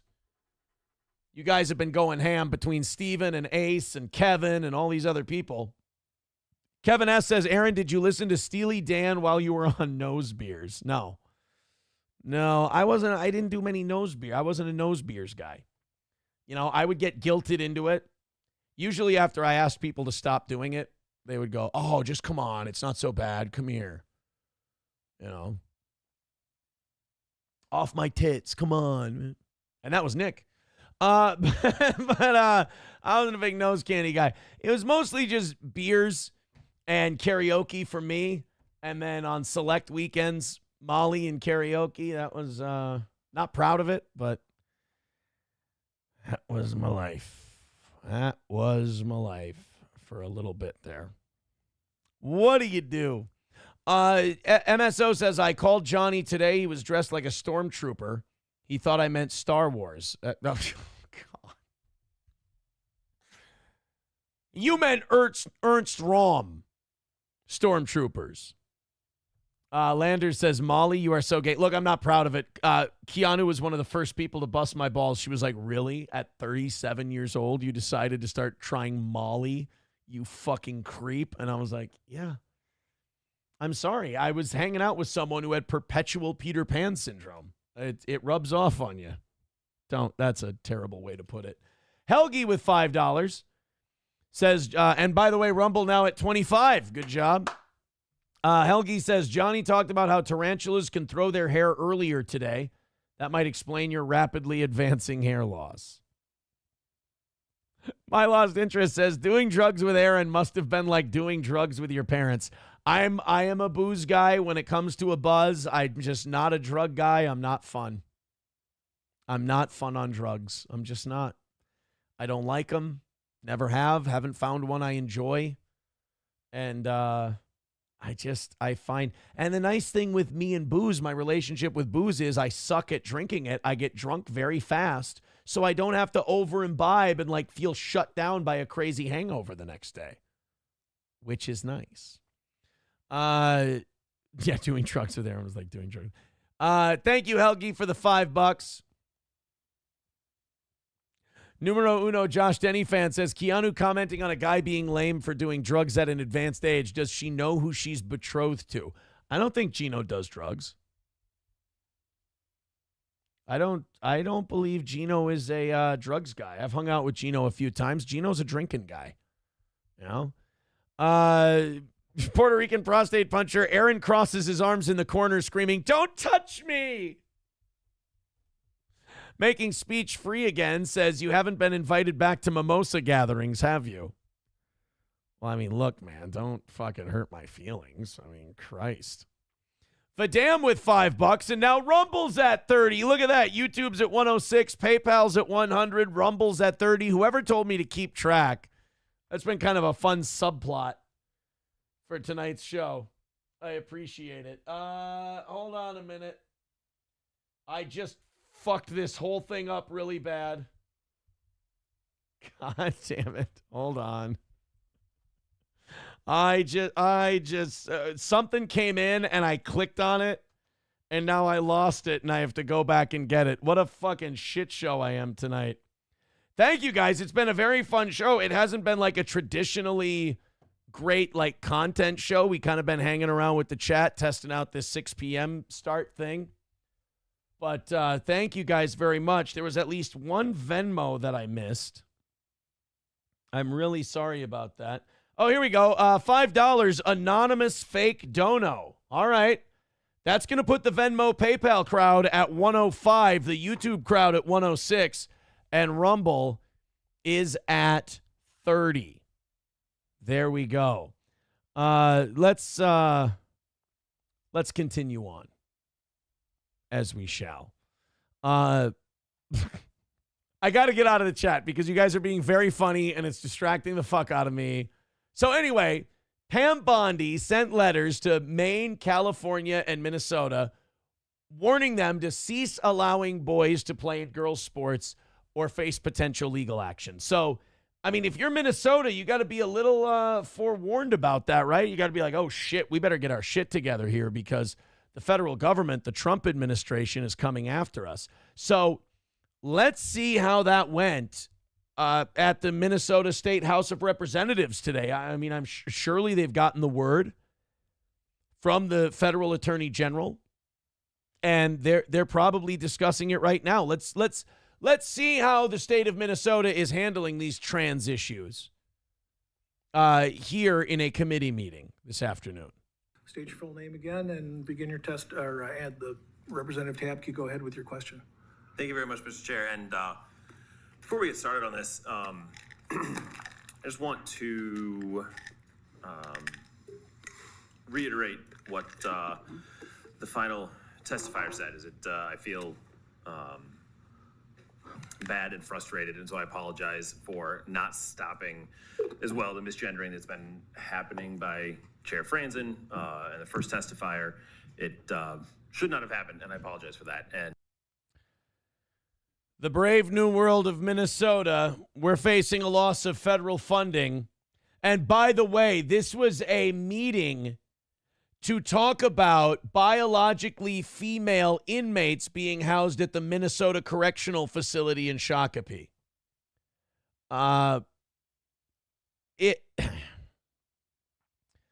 So in this thing where they're trying to protect biological females from biological males being able to say, oh, I feel like a man, I feel like a woman, and going into a female prison and causing some trouble. This guy's worried that he misgendered someone that came up to speak earlier. No, he's not even worried that he misgendered someone. He's worried that Representative Franzen, who's a cute little Republican representative we have here in Minnesota, he was so upset that he had to virtue signal that, golly darn it, I'm sorry. I should have stopped that testimony, that misgendering that was going on. That's the big priority here in Minnesota. Well, somebody should tell this guy that silence is complicity, and if he didn't stop the misgendering, I don't know about you guys, but I think that makes him just as guilty as those Republican Nazis that are misgendering people. Oh, this guy's just such a fucking representative of Minnesota. This is what the rest of the country sees our state as. Just some fucking zip-up sweatshirt, always chilly, wears slippers in his own basement. Fucking cuck. And this is a really difficult issue. I represent Shakopee and where the Shakopee Correctional Facility is. By the way, that's how you create a trans woman, Shakopee. You guys can groan and shame me all you want. I'm actually pretty proud of that joke. Suck my ass. And everyone in the facility is a constituent of mine, and including everyone who's in there. And so from there, I'd like to get some clarity around what exactly is happening. So there you go. Minnesota getting a letter from the Attorney General that, hey, you better clear up this whole sports thing. And what is Minnesota State Representative Brad Tabke worried about? All this gosh darn misgendering of these guys who want to go sleep with all the women in the prisons. Minnesota has priorities, god damn it. Ace with $5. All right, so that puts YouTube at 111. PayPal and Venmo is at 105. Rumble is at 30. And Ace is now at 118 for the week. Thank you very much.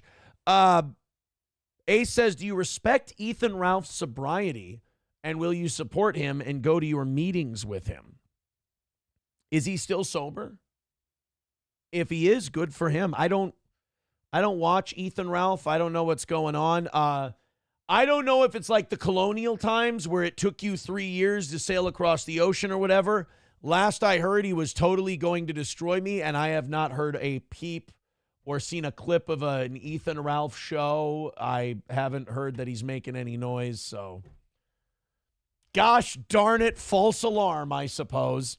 You guys are 65 into tomorrow night. Holy shit. You guys are, you're $15 away from being where you were when we started tonight.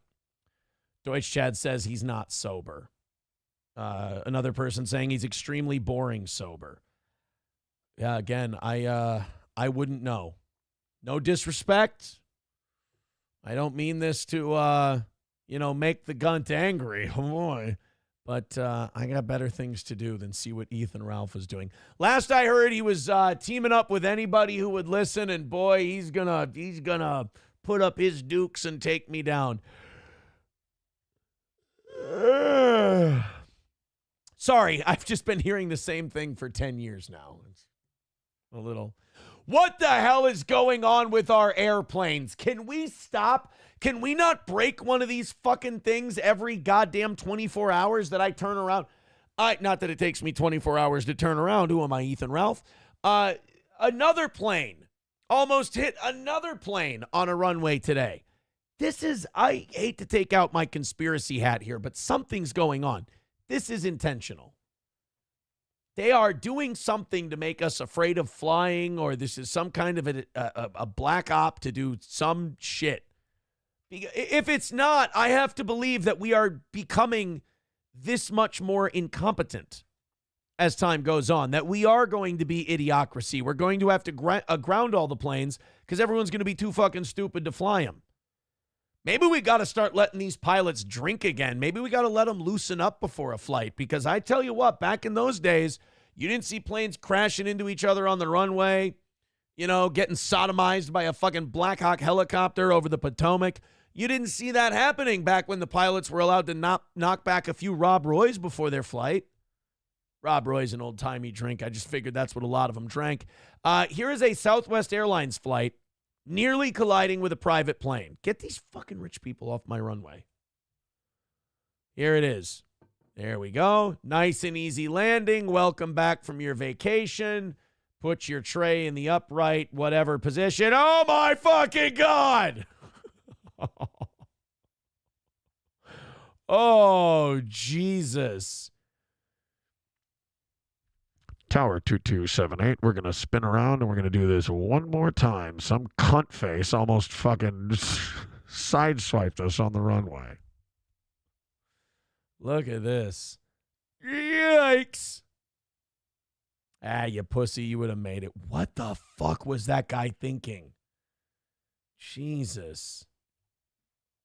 I'd have been so mad if I were the rich guy. I'm like, you would have scratched my plane, you dickhead. Kevin S. with $5 says, Aaron, have you accepted Jesus Christ as your Lord and Savior? And if so, why do you keep using his name in vain? I'm so sorry about that, Kevin. I'll try to keep that to a minimum. Have I accepted him as my Lord and Savior? I'll quote Pedro Serrano. Jesus, I like him very much, but he no help with curveball. No, I like Jesus. I was raised Catholic. I think Catholicism is the one true religion. I don't know how deep into it I am, but I think this country would benefit a lot by being a little more Christian and humble, probably myself included. So, yeah, I like him, but I am imperfect. I am a sinner, as they say. So, no. Crowder Wears Panties says, it was a woman pilot. Look, you know it. I know it. The American people know it. But, it doesn't need to be said. Numero uno Josh Denny fan says, you were raised Catholic? Doubt it. Bro, I was confirmed at St. John's the Baptist Catholic Church in New Brighton? ?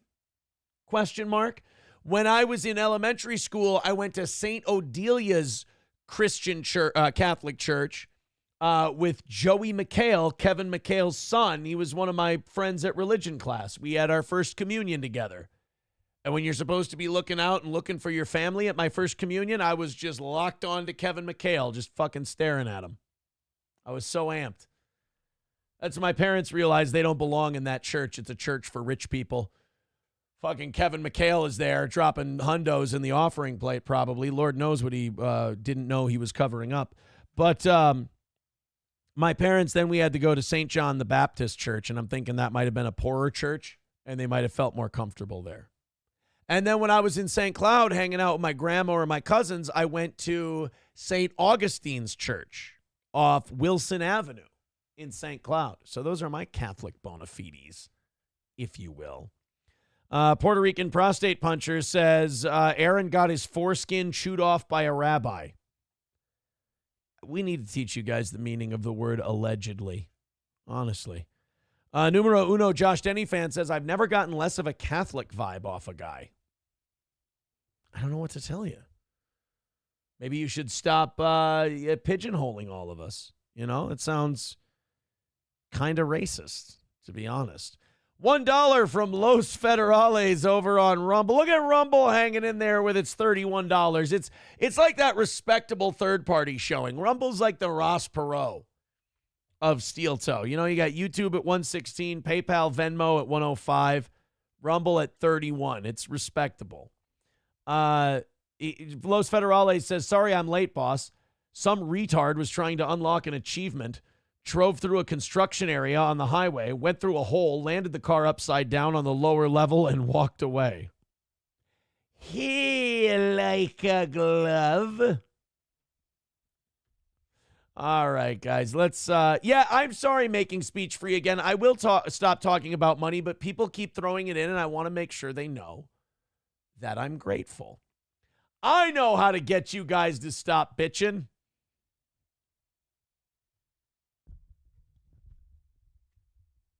Go ahead. No, it's the next 15 seconds or so are all yours. Go for it. You want to know the details behind this one? All right, fine. Let's hit play.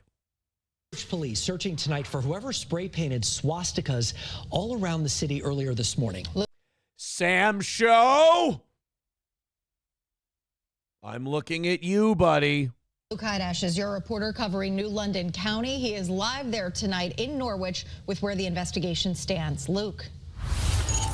Aaron and Mark, right now, Norwich police are treating this as a possible hate crime after several people. The police are treating this as a possible hate crime. We just have to say possible because you never know. Maybe the guy put the red background with the black swastika out in public because, he just wanted to say hi to everybody. But we're thinking on the other hand, to play it safe, he could have meant it aggressively. People spotted those swastikas earlier this morning here in the area of Route 82 and called them in to cops. This fucking snitches. Large swastika with the president's name right below found early Friday on Old Salem Road, right across the street from Mahan Elementary School. Norwich Public Works crews were quick to cover it all up. I also don't understand why Trump's name was part of the swastika. Because you want to know why Trump's name was part of the swastika, Rachel Levy? Executive Director of the Jewish Federation of Eastern Connecticut. Ace, I'm sorry that this happened. It's because, I'm not going to say your people as in Jews did it, but lefties did it. Lefties put the swastikas. Everybody thinks that when a swastika shows up in public, oh, it must have been those right-wingers. It must have been those conservatives. Yeah. Look. When it comes to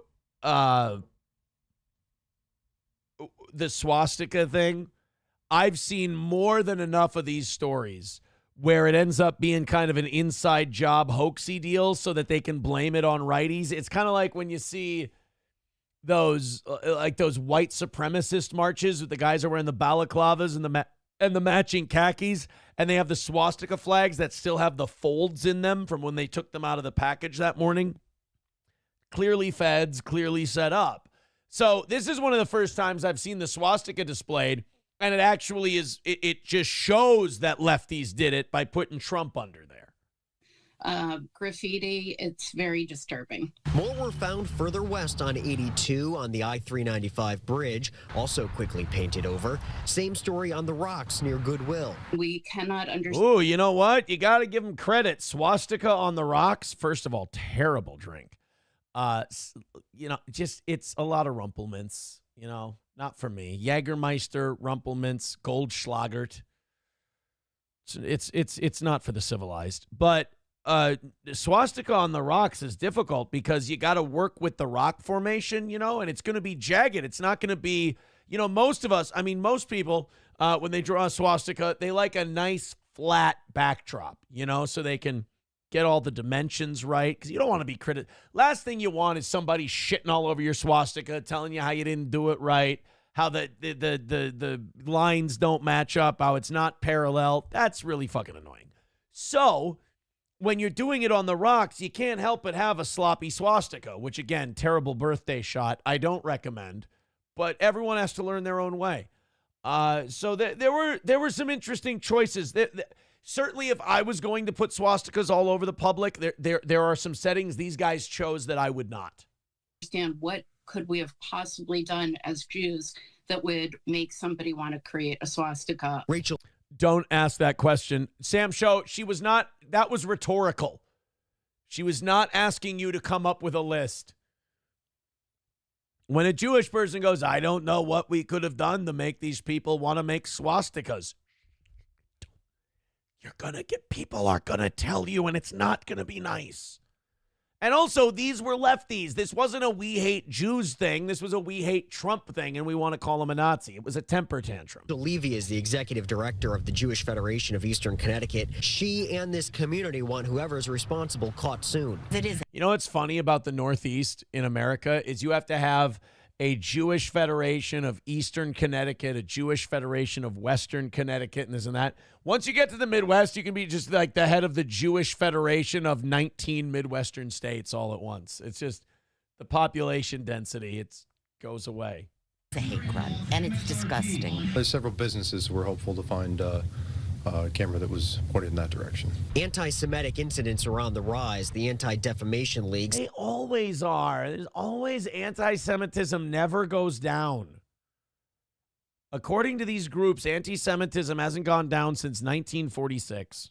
Says Connecticut had 68 reported incidents in 2022 and 184 in 2023. Holy That's a shit. 170% jump. Oh my God. I see that number. I want to look at Ace and other Jews and I go, oh my God, what are you doing to piss so many people off? My goodness. You know, it is crazy. As inflation and the economy gets worse and housing prices and mortgages get more expensive, Jews become less popular. I find it to be terribly unfair. Baruch Hashem, or whatever the fuck. Ace with $2 says, you made it funny. Lefty Jews are the worst. I don't know what you're talking about, Ace. Who doesn't want to hear this voice all the time? I don't understand what any of us could have done to make these people so angry. Funeral director with $2 says, did you hear that the IRS chief just retired? I did not hear that. That's very interesting news. Maybe we'll get to that before the end of overtime at 8:30. I don't know why they're so unhappy or what they're trying to accomplish, but a lot of unhappy people out there right now, both ways. In all, about a half. Why won't these people just admit that this was lefty shit? I tell you what, whenever it's just a swastika, they're always the first thing the news does. It goes, oh, I just don't understand all this conservative hatred. And, you know, in the Trump era, we're worried about this happening more. And this is white supremacy at its worst. The worst thing is they're not calling it white supremacy, so they know deep down this was lefties. Because they're like, yeah, Trump, swastika, Nazi, but they won't say it. It's amazing the conclusions they'll jump to when it fits their political agenda. But when it, and I'm talking about the news now, but when it doesn't fit their political message, they're like, well, we have to restrain ourselves. We can't jump to any conclusions now. That would be unprofessional. Dozen were found. Police tell us the one near Goodwill on the rocks was not fully complete.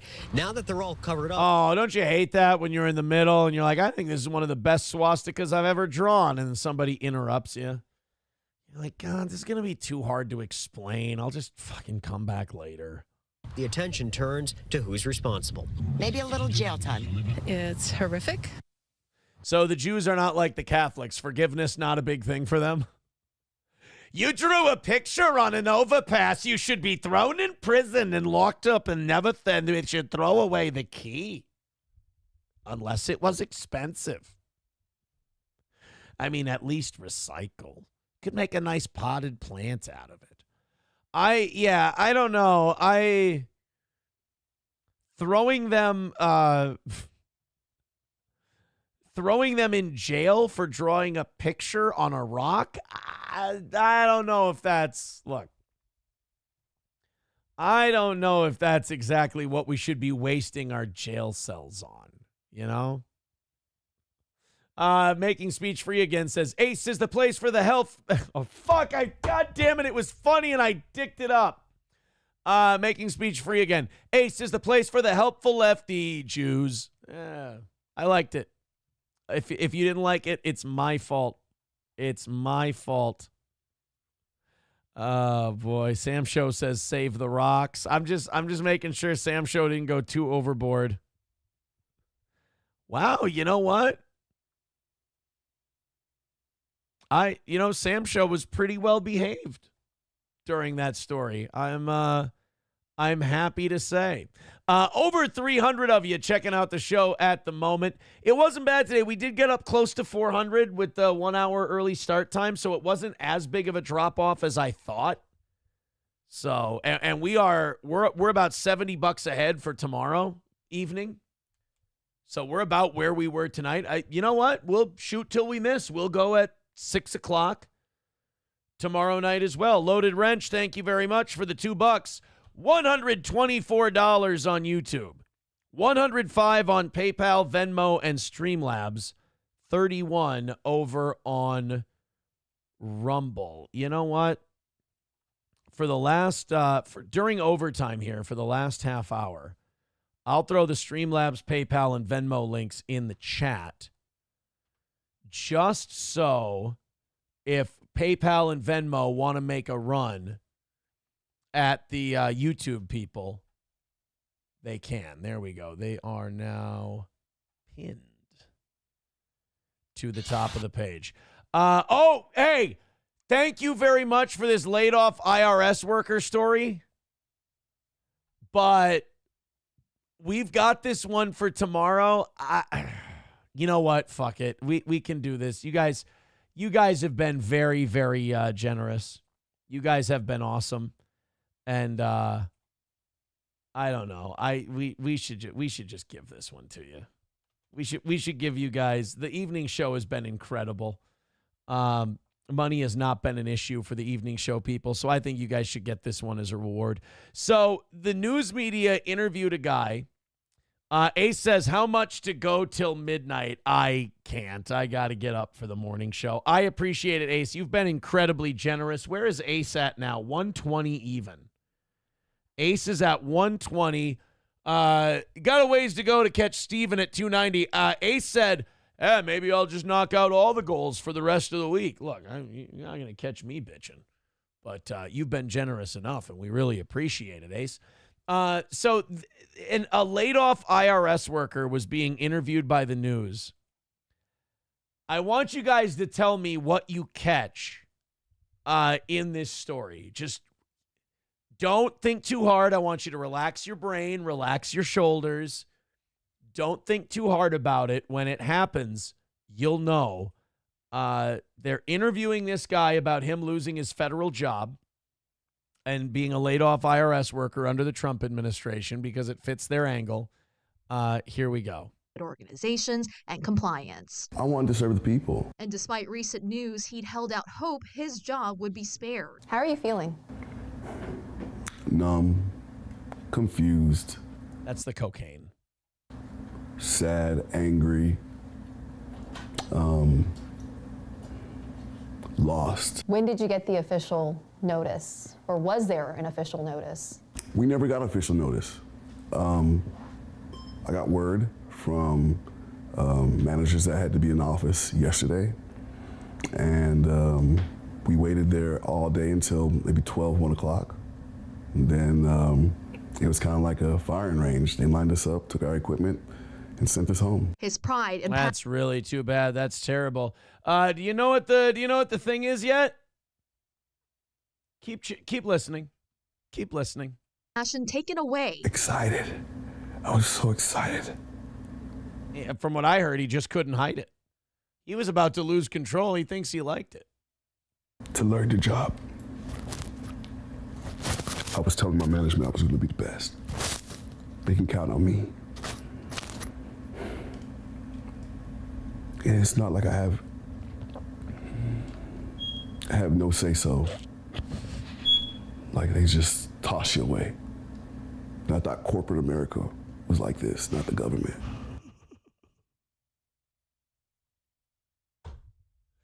It was supposed to be such an emotional moment. He's literally crying because he lost his job. He's so sad. He's so heartbroken. Donald Trump and Elon Musk and Doge, they're so awful for letting these people go. And then in the middle of their fucking story, I was telling my management I was going to be the best. They can count on me. And it's not like I have no say-so. Like they just toss you away. And I thought corporate America was like. It's not right. It's just not right. Oh, people heard it right away. Just a lot of LMAOs in the chat. A lot of bah-ha-ha-ha-has. Dude has a fireplace. He still can't put batteries in his smoke alarm. No way. No fucking way. Saw that coming a mile away. Replay it. I'm coming. Chirp, chirp. What was he even talking about again? Toss Optic Nerve writes, holy shit, man. Come on. Every black person who was watching that interview just went, Oh, shit, for Christ's sake, really? We just had a story about a nice, decent, professional man in a beautiful upper middle class house. An emotional, heartfelt story, and you gotta have a chirp in there. Jesus. Helgi says, that's a double chirp. That's more rare than a double rainbow.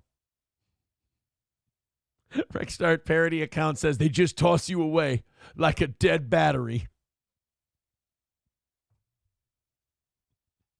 Bigot on socialist media says I'm going to say black person. Every black person didn't watch it or didn't even hear it. Do you guys, I was watching something the other day, and I honestly, I couldn't believe it. Kevin S. with $5 says, everyone got wrecked today, and we're still throwing money on you. Who got wrecked? What happened? Was it a bad stock market day today? I haven't looked. I actually, since the economy took a shit in the Biden years, I just wait for my review with my Edward Jones guy. I don't look. I just, when it was going up during the Trump administration, I loved looking. And I haven't looked for a long, long time. But thank you, Kevin, for that $5. I actually was rewatching one of my favorite speeches. And you're just not gonna believe this. Let me just hold on one second. I've got to find. I'm really sorry, you guys. Here we go. All right. One of my favorite speeches of all time, which is the Malcolm X led astray, run amok, bamboozled speech. You guys are not going to believe this. Here we go. This is Malcolm X. This is an interview. I found this interview a while back, and lo and behold, I found this clip in there, unedited from the Smith. This is from the Smithsonian. This is Malcolm X speaking to young Muslim men. In order for you and me to devise some kind of method or strategy to offset some of the events or a repetition of the events that have taken place here in Los Angeles recently, we have to go to the root. We have to go to the cause. Dealing with the condition itself is not enough. And it is because of our effort toward getting straight to the root that people oftentimes think we're dealing in hate. Turn that fucking... We are oppressed. Somebody change that smoke detector. We are downtrodden. We are denied not only civil rights, but even human rights. So the only way we're going to get some... See, I've always loved that speech. I've always thought Malcolm X was a great, genuine leader of his time. But sure enough, I went back and listened, and I can hear it now. I just... It's really something. Here, I have another. I was listening to something else.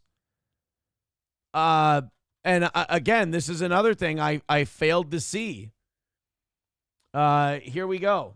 I have something for you guys. I didn't hear this either when it was going on.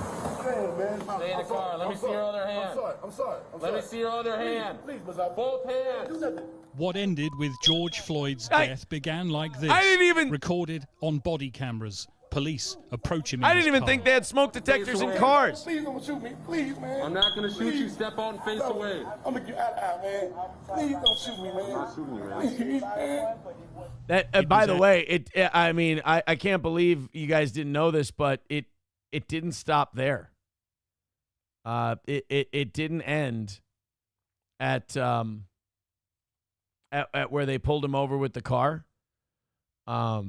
You're not going to believe this, but I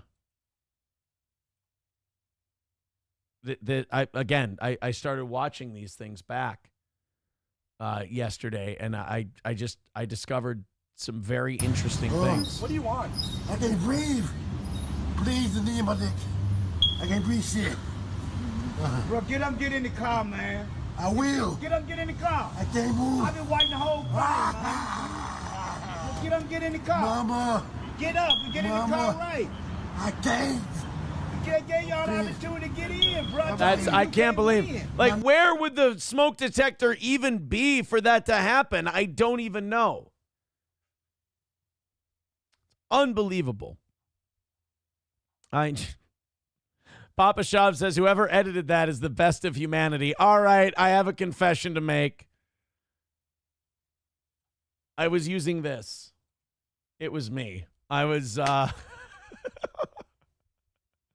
appreciate you saying whoever edited that was a genius, but I have to tell you, it was me. I had a smoke detector beep. I was doing it the entire time. I was spacing them out. It was... So, Bapa Shab, when you say whoever edited that is the best of humanity, I'd just like to say, you're welcome. Helgi says, Aaron went to the Catholic Church of St. Floyd. They didn't have one back then. I wish I could have. Making speech free again. Unpucker your asshole. It'll be fine, buddy. Don't worry. Just calm. Don't be one of those weird internet guys who concern trolls. That's a weird. We're going to teach you how to relax and just chill out, buddy. Don't you worry. All right. Off we go to our, oh no, we already did the Nazi story. So we have the is it true that the IRS head stepped down today? Wow. Look at that.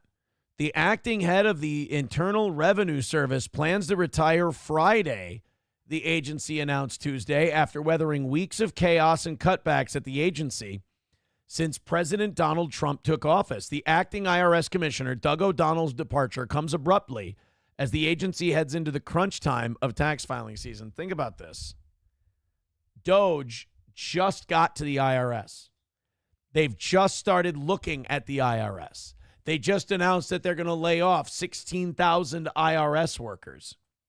And now the head of the entire department is stepping down, or the head of the entire agency is stepping down just as we enter prime tax season. I don't buy it. Every one of these guys in the federal government who's stepping down right now, the first question I immediately ask is, what did they do? What did they know? When we dig into this, what are they going to find on this O'Donnell guy? What was he heading up? Because we know how dirty the Biden administration was. I mean, you don't pardon your entire family retroactively. You don't pardon Dr. Fauci and Adam Schiff and Liz Cheney and all these other people. You don't pardon all of these demons retroactively without knowing they did some shit. So these people you didn't pardon, what were they up to? What were the orders from the Biden administration? You know they were targeting conservatives. You know they were targeting people that, were probably kind of on their enemies list. That's why they always said that shit about Trump. Trump's got an enemies list. He's going to go after him. No, the only reason you said that is because you knew you guys were doing a lot of corrupt shit and you were going to do everything you could to keep him out of office so he didn't find out what that shit was. Because the only thing more dangerous than first-term Trump is a Trump that doesn't have to run for re-election or explain himself to anyone. So this IRS guy stepping down, IRS chiefs don't just step down in the middle of tax season. They know something about this guy. He's getting out in front of something. Let's go to Bottle Tip. What is this? Steel Toe Morning Show as he leaves. What is me as I leave?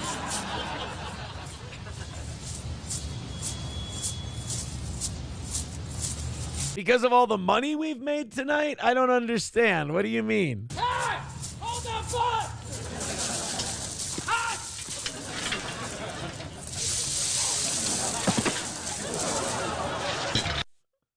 I love a good Seinfeld clip, but by the way, making speech free again, year over year, our numbers are up. I don't know what to tell you, buddy.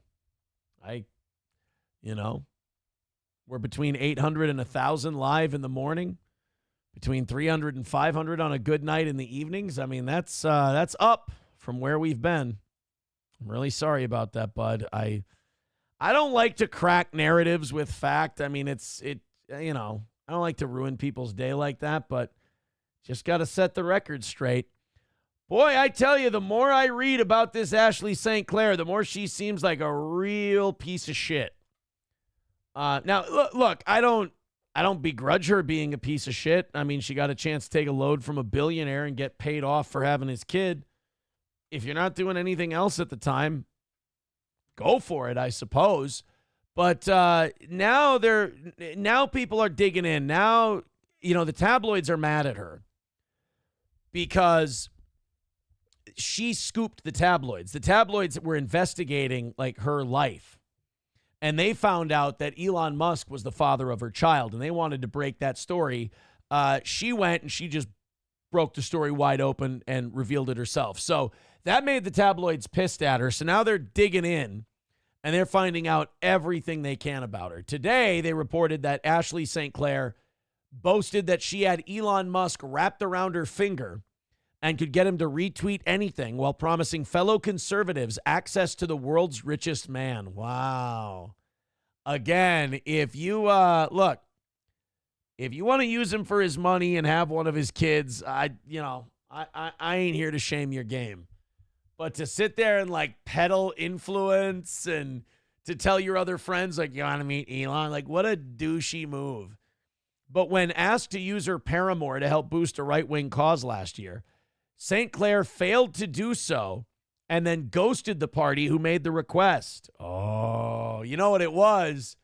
She got that hoe catching feelings thing. She did the thing where she's like, Elon just wanted to fuck her, and he's like Ego from Guardians of the Galaxy. He just wants to plant a baby in her and then write her a check and leave. And she thought that maybe Elon was falling for her, and maybe she meant more. Oh, she was closer to Elon than any of those other hoes. Oh, yeah, that's Elon. He's going to run away with me. That's what all these dumb whores think.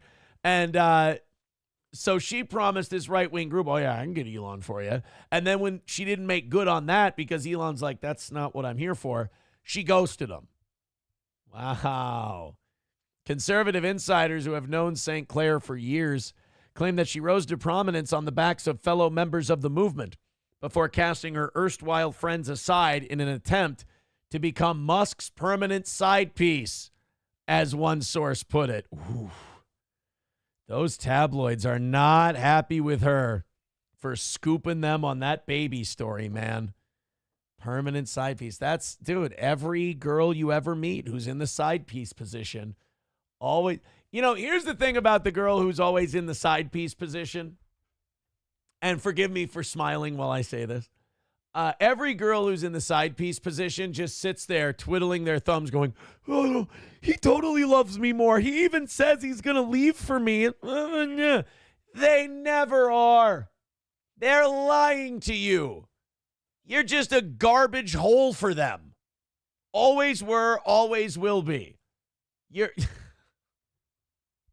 The same way he's manipulating his wife by saying, oh, yeah, I love you. You're my only one. The same way he's manipulating you so that you don't call him and text him and blow up his phone all the time while he's off with his real family, the people he actually gives a shit about. He's just keeping you happy so you're not blowing up his phone. So you go, oh, yeah, I'm going to leave any minute now, and I'm going to be with you, and it's going to be roses and great. It never ceases to amaze me how these strong, independent, powerful women fall for it every time. And they're not innocent. They did what they did. She was manipulating. She was trying to get Elon to recognize her as like the bottom bitch. So it's not like you have to feel bad for her. She was using his name to get stuff too. I don't know. I think this Ashley St. Clair I think she's getting what she deserves. Look, she took a shot. She took a load. She got the baby. She's going to get paid off. But, I mean, it's going to ruin her reputation because of the way she treated people on the way up. And by the way, to say like, oh, this Ashley St. Clair. She's 26 years old. She rose to prominence in the conservative movement off the backs of others. No shit. Did you really think this fucking 7 with the thick black glasses on, just catering by saying right-wing talking points, got there because she's so goddamn smart and such a great political mind? No, she gave conservative square men boners. She put the notice me jizz glasses on, and they went, oh, yeah, absolutely, lower taxes, Reagan rules, I agree with you. That's what happens. She's a less respectable cat timph. That's what it is. Rusty Grammar gets it.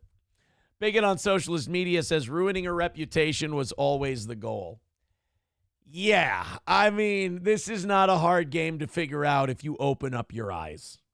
It's not a difficult game to figure out whatsoever. This guy is the baddest ass dude there is. You guys know about Brad Sigmund? I like this guy. Brad Sigmund is being put to death in South Carolina. And in South Carolina, they have a law that says, it's kind of a cool law actually, you can choose how you're put to death. And Brad Sigmund decided to do the most Chad shit ever for a guy who's being executed. Now, I don't know what he's being executed for, so I will preface this story with that. If it's anything like super fucking dark and awful, I hope they split his head apart with a pickaxe, but here you go. A South Carolina death row inmate is choosing to die by firing squad. His decision is now going to make him the first right here in the U.S. to be executed that way in 15 years. Fuck yeah. I'm surprised more people don't choose that. Convicted of killing ex-girlfriend parents. Now, they mean ex-girlfriend's parents or the ex-girlfriend and her parents? Well, I mean, he kept it in his circle, I suppose. 67 years old. You're a little old for, murder plots, aren't you? Jesus. He's the third person since the 70s to want to die by firing squad in the U.S. That seems like an awful way to go. I don't like it because don't they load one guy's gun with a bullet and then everyone else gets blanks so that nobody knows who actually shot the guy? So you take one bullet right to the chest. That's not instant death, is it? You're going to squirm for a little bit. You're going to bleed. You don't just catch the shot to the chest and then die, do you? Oof, that seems like an awful last minute or so. No thanks. I kind of like the way they talk about that lethal injection. You go to sleep, poison courses through your veins, boom, you die. That firing squad thing seems, and plus, you're operating on the other guys being marksmen, and what if they're having an off day? And you got to bleed to death slowly, like it's a gut shot. Oh. 67-year-old Brad Sigmund was convicted of brutally killing his ex-girlfriend's parents back in 2001, and he is scheduled to be executed on March 7th, so it's not too far away. But why do we take so long to kill people?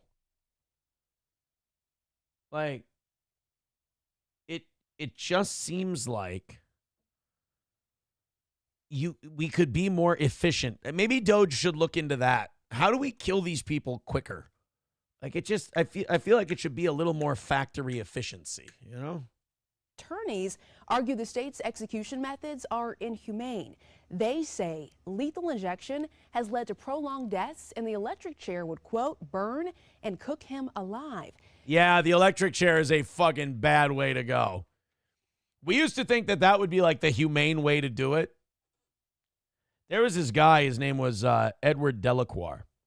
You people don't really know a lot about this. This happened during the Depression. And Edward Delacroix was a guy who was convicted of capital crimes, and he was sentenced to death.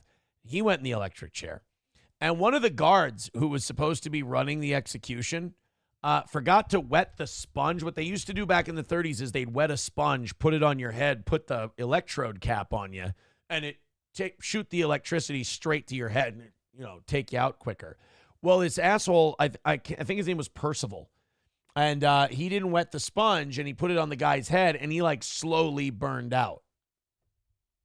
And he, like, his head set on fire, and it was really ugly, really nasty. And it led to a lot of people just really, being turned off by that whole electric chair thing.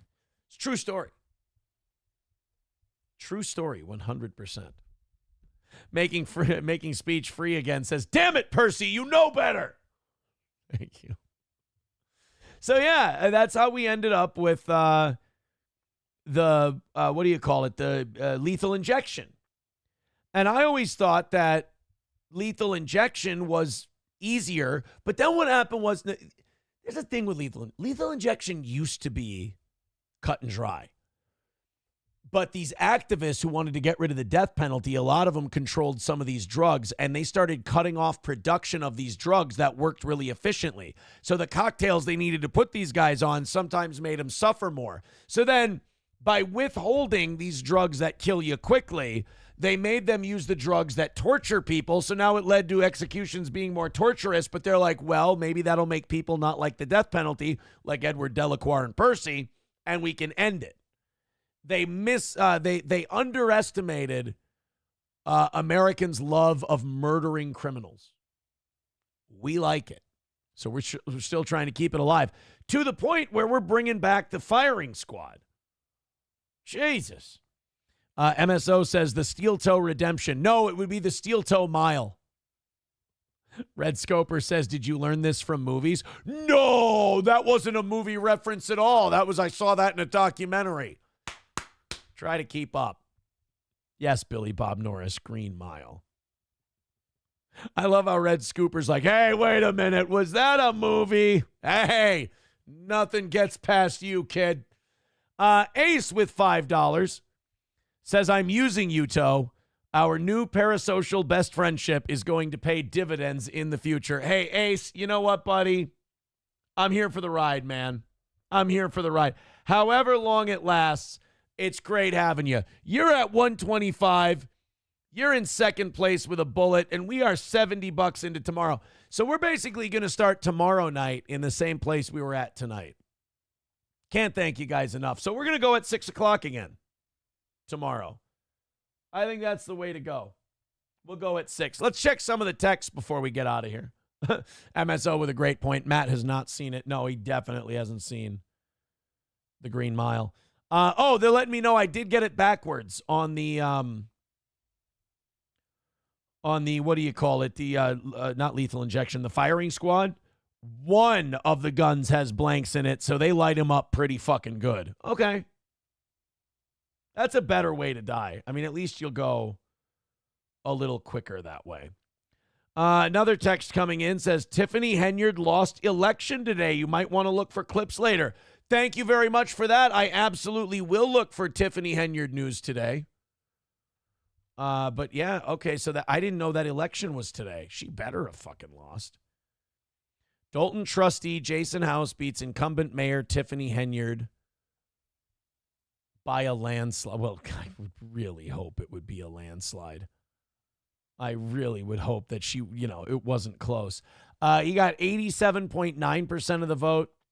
Tiffany Henyard got 12% of the vote. I need to know more about that 12%. Who the fuck are these people? Ace says, good night, Steel Toe family. Great show, Aaron. Thanks. Thank you, Ace. We appreciate it. You've been remarkably generous so far this week, and I appreciate it. I don't think we have any video stories. Tiffany Henyard speaks after voting in Dalton mayoral primary. People didn't give me a chance. That's rich. She's the best. You can't love anyone like we love Tiffany Henyard. Fuck it, she's not done yet. Let's get her in Congress. She's got to get in Congress. Helgi says Matt hasn't seen The Green Hornet either or any movie with the colors in the title. Yeah, I bet she hasn't seen Hunt for Red October. Matt hasn't seen The Big Green either. Probably not. Taste Fairy Ialto says Ace is going to drag us into faggotry. I mean, he can't unless we let him. Hear the guy out. He's using us right now to get back at some internet people. Let the man work, for God's sake. Hey, speaking of internet people, I didn't hear from anyone. I got a bunch of messages yesterday that Kevin Brennan needed my help. Did he do a little better today? Did things go a little smoother with Rumble? People said he was only at like 700 people on Rumble the other day. You know, it's amazing. All these other shows, when we have a week off from YouTube and we do 1,400 people on Rumble, they talk about, oh, it's all fake. It's all inflated fake numbers. Then why do you guys do half the numbers we do? They just like me better? Or maybe on Rumble, people gravitate more towards real shows instead of teenage gossip. I don't know. Adam Simon gifting a membership. Thank you very much, Adam. Adam's now at 95 for this week. So it looks like Adam Simon is in 4th. Ace is in 2nd. Good old JR is in 3rd. And Steven is in 1st with 290 this week. Unblock Ace with $2. Or I'm sorry, Kevin with $2 says unblock Ace. He's unblocked. He's unblocked. My Lost Interest says Matt doesn't see color. Oh, yes, he does. Oh, Matt sees color. Oh, Matt sees a lot of color. A lot of color. Or at least tones, you know. My Lost Interest says no. No to what? No to Kevin Brennan didn't have an easier go of it on Rumble today? Interesting. Bappa Shab says Aaron doesn't need to be drug into faggotry. He gleefully skips straight into it. That's not. Why would you say something like that? Really? Guys, thank you very much for your generosity tonight. What a fucking amazing couple of evening shows. And now we're $75 into tomorrow's evening show. We're going to start it at 6 p.m. again. Thank you guys so much. It's just been an amazing ride so far this week. Bigot on Socialist Media says, I'm not surprised that KB is confused about streaming on Rumble. I mean, it takes some learning, but that's why you should stream on multiple platforms so that when you lose one, you don't miss a beat. All right, guys, take it easy. Have a great rest of your night. We will be back tomorrow morning at 6 a.m. We have a lot to talk about on the morning show tomorrow. You're going to love it. Take it easy. Have a great rest of your evening. And who knows? Maybe, just maybe, we'll have another win for the toe tomorrow morning.